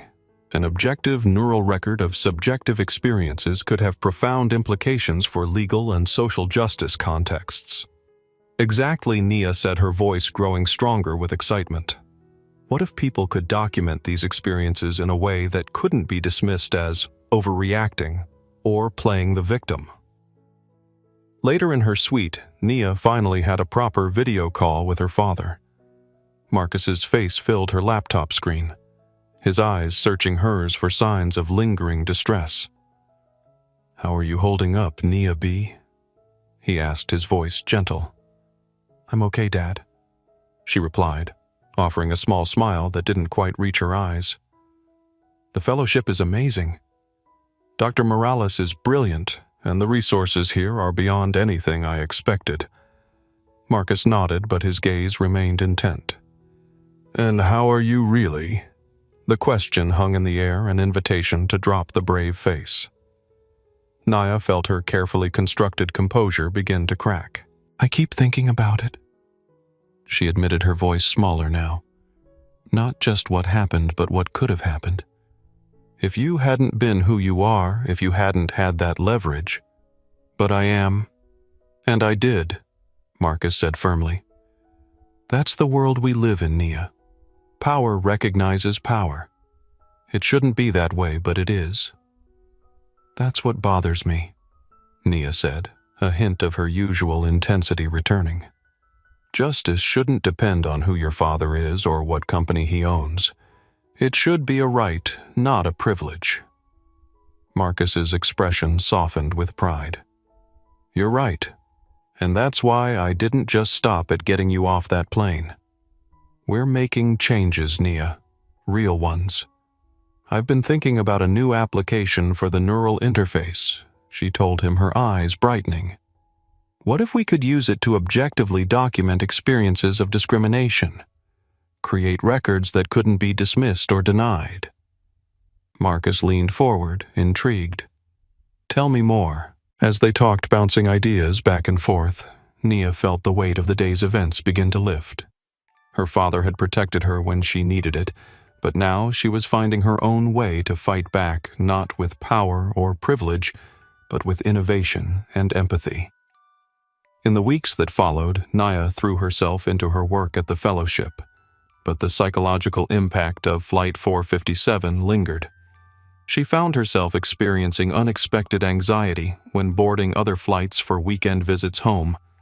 She became hyper-aware of how people reacted to her presence in upscale restaurants and exclusive spaces. Sometimes she would wake from dreams in which Collins was dragging her off the plane in handcuffs.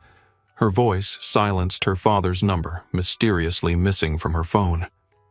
Recognizing that she needed support, Nia started working with a therapist who specialized in racial trauma. Simmons helped her process the complex emotions that had followed the incident. Fear, anger, guilt over the privilege that had saved her, and even shame for having needed rescue. "What happened to you was a form of violence," Dr. Simmons explained during one of their sessions. "Not physical violence, but the violence of erasure, the attempt to remove you from a space you had every right to occupy.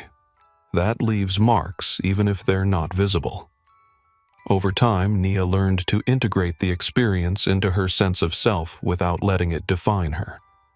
The anger she had felt transformed into a steady determination to create change. The fear evolved into a heightened awareness that she channeled into her work. Even the guilt became productive as she thought about ways to extend her privilege to others. "You didn't ask for your father's power or position," Dr. Simmons reminded her. "But you can choose how to use the advantages you have. That's not something to feel guilty about, it's something to be intentional about." This perspective shaped Nia's approach to her fellowship and her research. She wasn't just developing a neural interface anymore. She was creating a tool that could give voice to those who were routinely silenced, whether by physical disability or societal prejudice.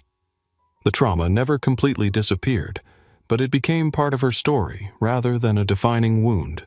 One more experience that informed her understanding of the world and her place in it. 1 week after Flight 457, Marcus Roberts sat in his Manhattan office reviewing a detailed report from his legal team. The document outlined the changes transcontinental airlines had implemented so far, the commitments they had made for the future, and the metrics by which these efforts would be measured.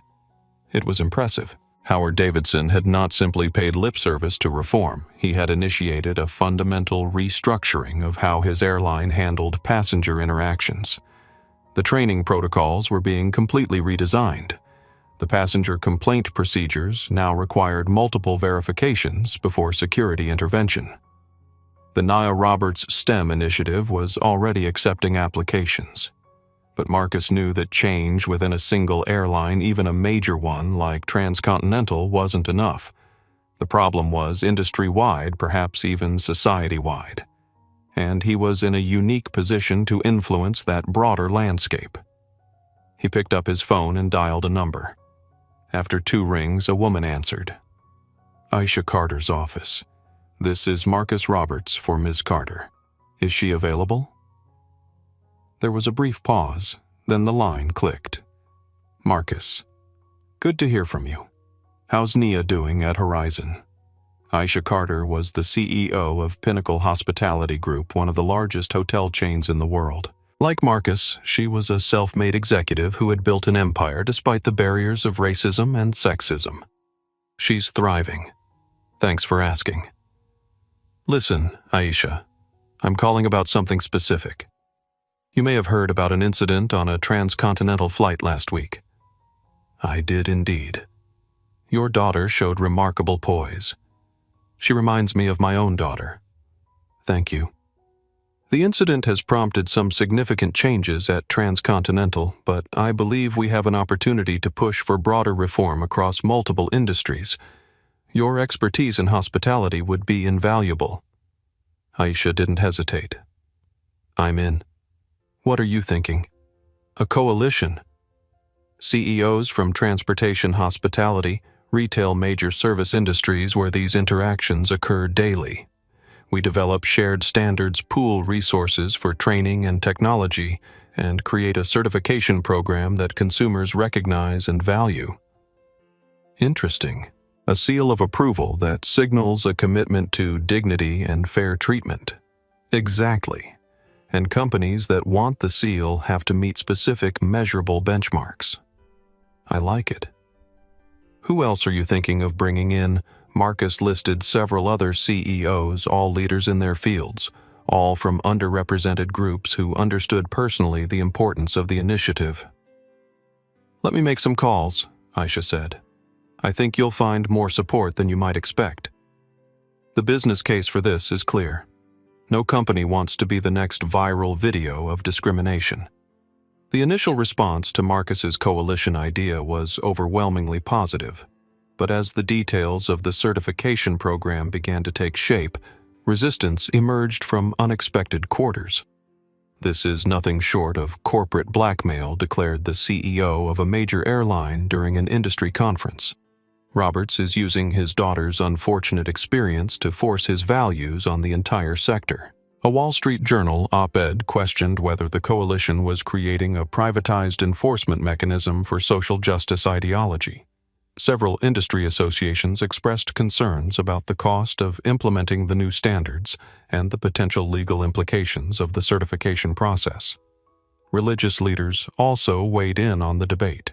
Pastor James Williams of the National Faith Coalition praised the initiative as aligned with our core values of human dignity and respect, while Reverend Thomas Bradford of the Conservative Christian Alliance criticized it as corporate overreach into matters of personal conscience. Asian American advocacy groups pointed out that anti-Asian discrimination had been surging in transportation settings. We've documented over 500 incidents in the past year alone, said Lucy Chen of the Asian American Justice Network. We hope this initiative will address our community's concerns as well. Indigenous rights organizations raised questions about representation in the coalition's leadership. We need a seat at the table, insisted Robert Two Bears of the Native American Rights Council. Our people face unique forms of discrimination in travel and hospitality. Muslim travelers who had long dealt with heightened scrutiny and profiling expressed cautious optimism. If this leads to actual changes in how security protocols are implemented, it could make a real difference for our community, said Fatima Ahmed of the Council on American Islamic Relations. Marcus had anticipated this pushback and was prepared for it. In a carefully worded response to the criticism, he emphasized the voluntary nature of the program and its focus on measurable outcomes rather than ideological compliance. This isn't about forcing anyone to think a certain way, he explained in a CNBC interview. It's about ensuring that all customers are treated with dignity and respect, regardless of their appearance or background.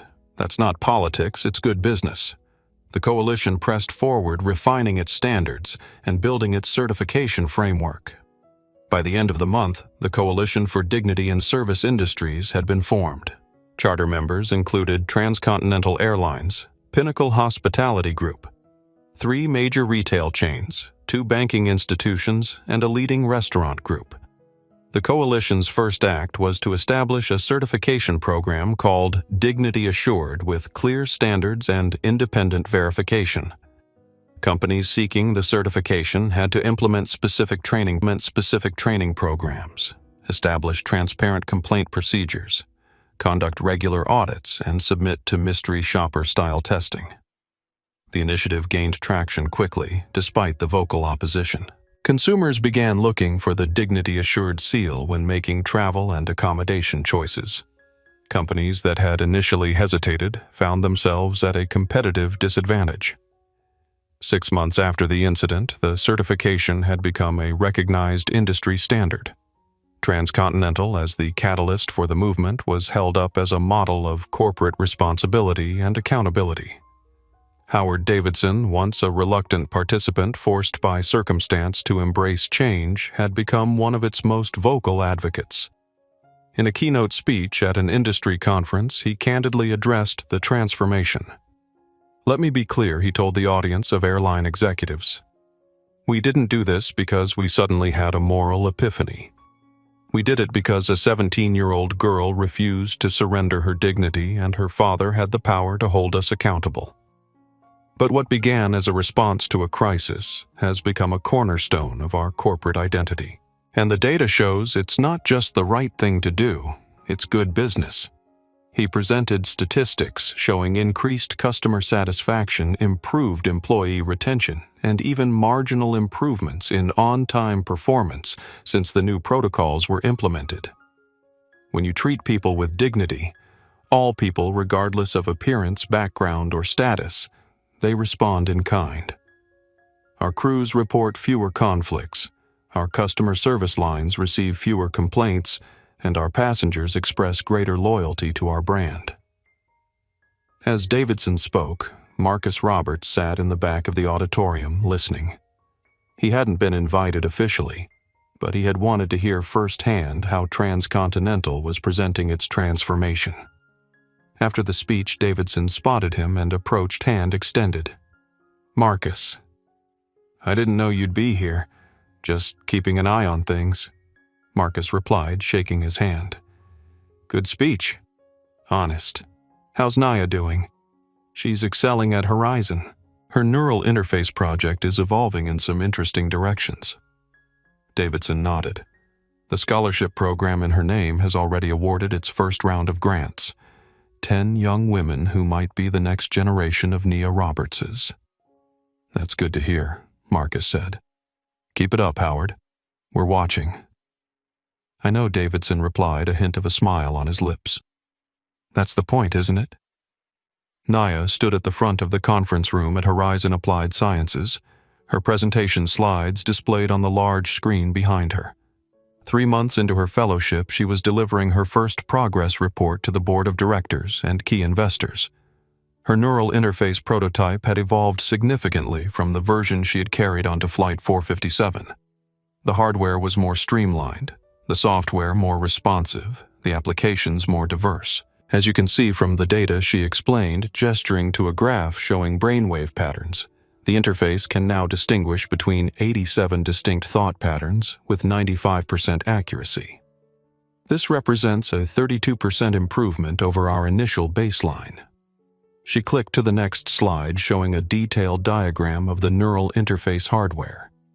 We've miniaturized the quantum processing core to just 3 mm², allowing for nearly invisible placement behind the ear. The chip uses a proprietary algorithm that analyzes delta, theta, alpha, beta, and gamma waves simultaneously, creating a multi-dimensional neural signature that's unique to each thought pattern. The board members nodded appreciatively. Dr. Morales beamed with pride from the side of the room. But the most exciting development has been in the application space. Nia continued. Beyond the medical uses we originally envisioned, we've discovered that the technology has profound implications for documenting subjective experiences. She clicked to the next slide, which showed a different set of neural patterns. These are the brainwave signatures associated with experiencing bias and discrimination. They're remarkably consistent across demographic groups, suggesting a universal neural response to being unfairly judged or excluded. The room grew quieter, more attentive. We're developing a module we call Truth Witness that can objectively record these experiences, creating verifiable evidence of discrimination that could be used in legal, corporate, or educational contexts. One of the investors raised his hand. What inspired this direction, Miss Roberts' Nia paused for a moment. Personal experience. 3 months ago, I was nearly removed from a flight based on false accusations. If not for video evidence and my father's intervention, my career might have been derailed before it began. She let that sink in before continuing. But most people don't have influential parents or bystanders recording video.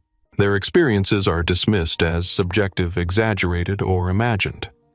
Truth Witness could change that dynamic fundamentally. After the presentation, as the board members and investors filed out, Dr. Morales approached Nia. That was exceptional, Nia. Not just the technical achievements, but the vision. You've taken a personal trauma and transformed it into innovation.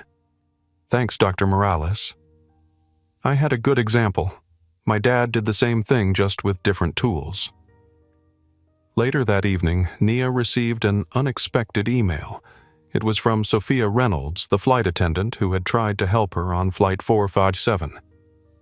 Dear Nia, it read, I wanted to let you know that I've been promoted to a senior training position with Transcontinental. They've asked me to help develop and implement the new anti-bias protocols that will be required for all crew members. It's not a position I ever expected to have, but I'm determined to use it to make real change. Also, Miguel and I have started a support group for crew members to help each other stand up against discrimination without fear of repercussions. We call it Crew for Dignity, and it's already grown to over 200 members across different airlines. What happened to you should never happen to anyone else. Thank you for your courage. You've made more of a difference than you know. Warmly, Sophia Reynolds. Attached to the email was a news article. The headline read, Federal Air Marshal suspended after racial profiling incident on transcontinental flight. The article detailed Collins's suspension and the broader inquiry into profiling practices within the Air Marshal Service. It also mentioned that a passenger involved in making false claims had been permanently banned from flying with Transcontinental and its partners. Even more surprising was a follow-up story about a passenger named James Wilson, a 19-year-old community college student who had been allowed to remain in his first-class seat on a different transcontinental flight despite a similar complaint. The new protocols had already been implemented, and the crew had handled the situation properly, verifying his ticket, dismissing the unfounded complaint, and ensuring he enjoyed the service he had paid for. Honestly, I was shocked, Wilson was quoted as saying. I was ready to be kicked off because that's what usually happens. But the attendant just smiled, confirmed my seat, and told the other passenger that my presence wasn't up for debate. It felt like being treated like a person. Nia sat back in her chair, a complex mixture of emotions washing over her. There was a certain satisfaction in knowing that actions had consequences, that the people who had tried to humiliate and remove her were facing the repercussions of their behavior. But there was no joy in it, no sense of vindication or triumph. Instead, there was a quiet recognition that justice, when it came, was not about revenge, but about restoration and reform. She opened her laptop and began to work on her neural interface project with renewed purpose. What had happened on Flight 457 had shown her in the starkest possible terms how it felt to be silenced, to have your voice and your rights dismissed. It strengthened her resolve to create a technology that would ensure no one was silenced by circumstance, that everyone had the means to express their truth.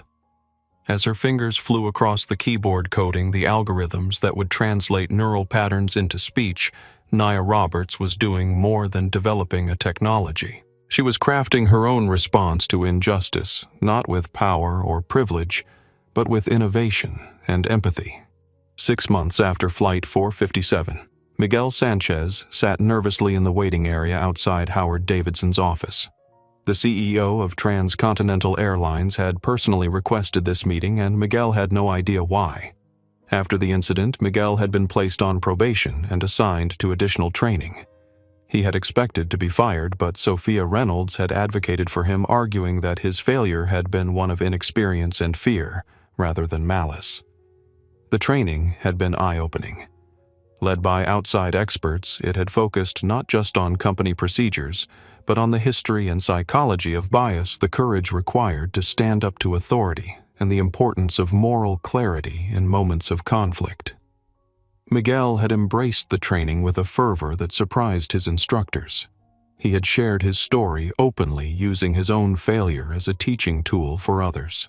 He had written an essay about the experience that had been circulated among the training staff as an example of honest self-reflection. And now, somehow, he was sitting outside the CEO's office wondering if his airline career was about to end after all.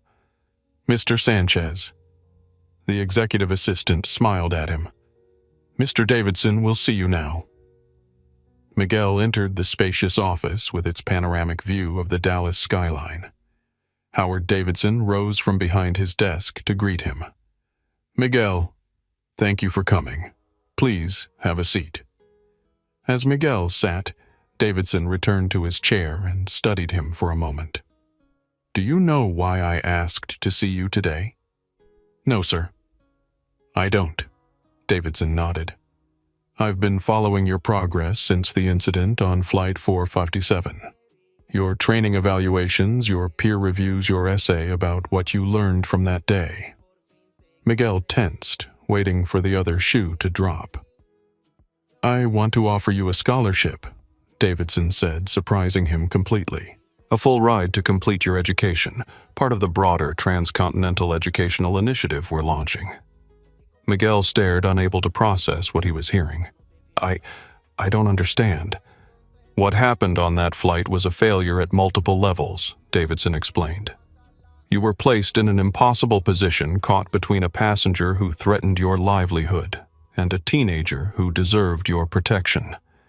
You made the wrong choice, but you've owned that choice and learned from it in a way that many never would." He slid a folder across the desk. "The scholarship covers tuition books and a stipend. You can continue working part-time if you wish, or focus entirely on your studies. When you graduate, there will be a management position waiting for you here if you want it." Miguel's hands trembled as he opened the folder. Inside was a formal offer letter and program details. Ты сказал, что ты шаришь. Я понял, братиш, что он делает. Что? Что? В центр они будут бить и катить в центр, понял? И в центре должен остановиться. Давай, мешай. На кругу? Да. Прямо посередине, на кругу. Да, на кругу. Давай, брат! Давай, братик! Есть. Хорош! Хорош! Хорош! Хорош, братиш!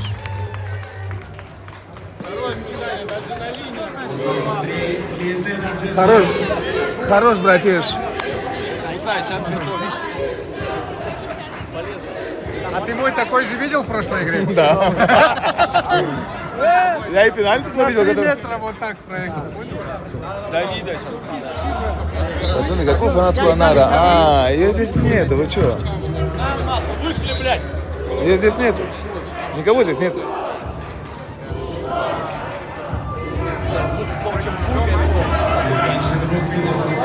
Да нет никого. Так, через 2 минуты я сейчас выйду на поле. Надо разомнуться.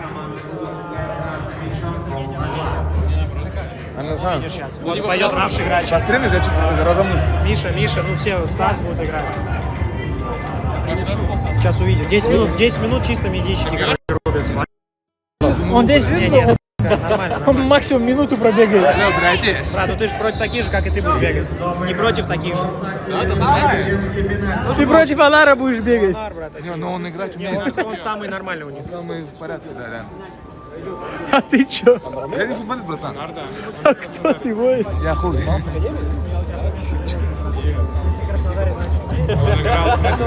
Я не успеваю, брат, читать здесь. Удобно, да? Нормально. Привыкнешь, да? О, Анар бьет. Ой, Анар. Он с центра, походу, бьет, да? Пенальти. А, тоже пенальти бьет? О, Анарбек идет бить пенальти. Анвар! Анвар! Ради Симки делаешь. Когда она смотрела, он играл как Пеле. Сэмчик, давай, Сэмчик, блядь! Сэмчик! Разъебай, Сэмчик! Ай!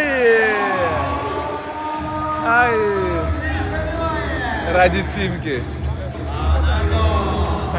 Я здесь, халево! Как он меня пытался найти? 4-2, Толдрос. О!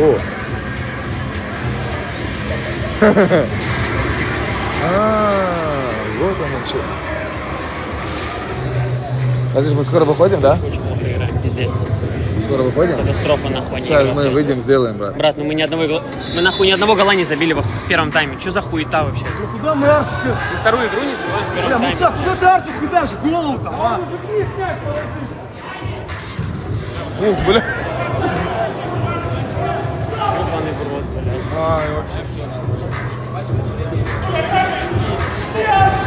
Злой этой девятки.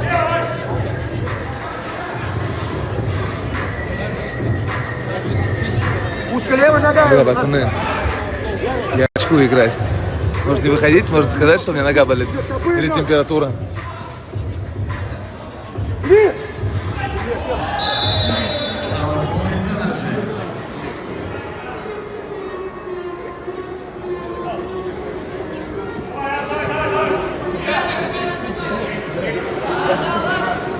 Нет, лучше газануть до конца, да? Правильно, правильно.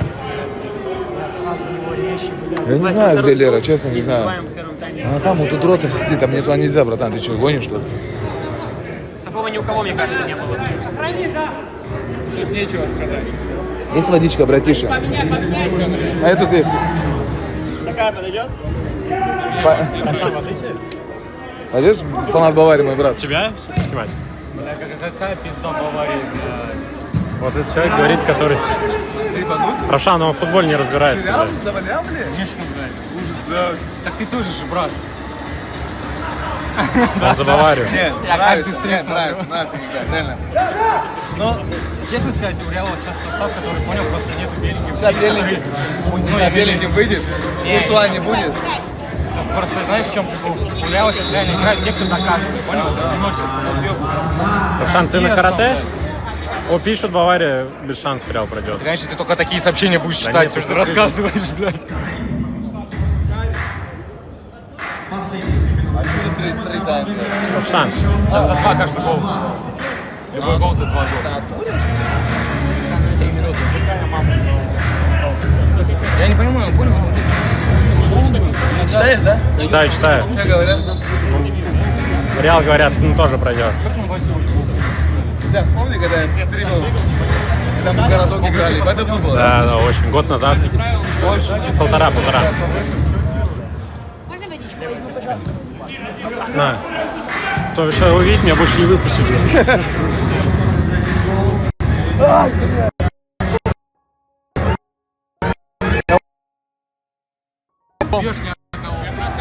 Бля, Хорош, мать! Сука!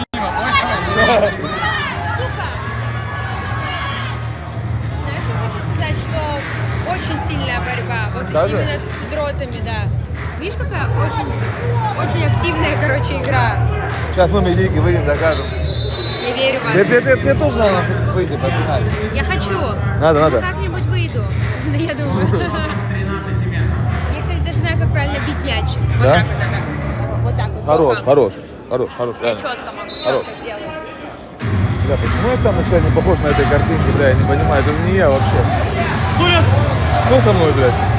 Что с моим лицом?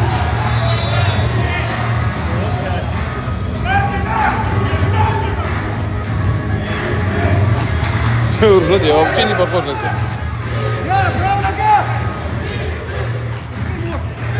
А?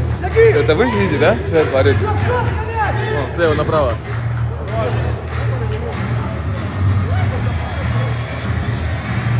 Да, мне нужен будет хороший оператор, чтобы меня снимал. Когда мы выйдем. Через минуту 44.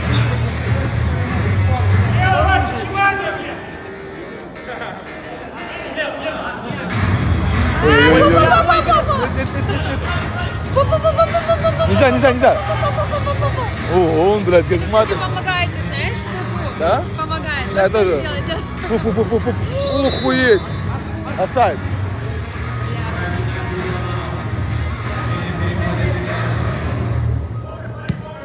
Сейчас Роналду выйдет на 15 минут. Едет. С аэропорта едет. Оп. Плохо. Хорош. Делайте, пацаны. Хорош. Хорош. Ой, блядь. Пеналити.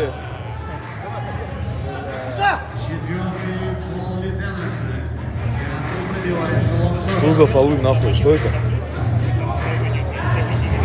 Это что?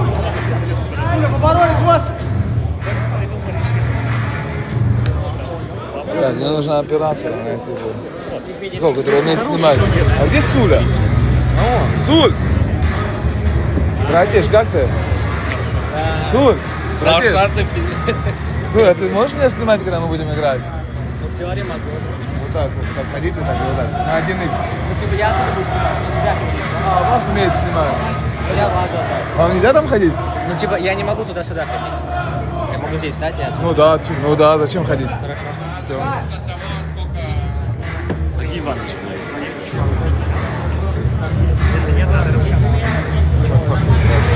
Адели? Ну нет, что напрягать? Хочешь посмотреть футбол, не смотрит. Надо напрягать тех, кто в теме, понял? Стримеры там. Суля оператор просто. Амирхан, если проигрывать будем, есть план Б. Выходим, работаем, да. Вылетать? Мне сейчас не нравится это. Очень не нравится. Я не понимаю, как будто они, понял, не выспавшиеся. Пацаны? Да, реакция такая чуть-чуть заторможенная. Нету вот этой вот, понял? Надо выпить Лит Энерджи просто, братиш. Согласен. Интеграцию сделал. Даже? 30 секунд. Так Стас играть будет. А что это ты пьешь такое, братан? А что такое? Возрастное. А что такое? А это энергетический гель, брат. Я тоже хочу такое. Вот я, конечно, поищу, но не обещаю. Дай чуть-чуть, оставь мне, братиш. Оставь. Оставь. Что он дает? Что он дает? Ебал я в рот эту хуйню. Что, про это? Чисто ништяки с прошлого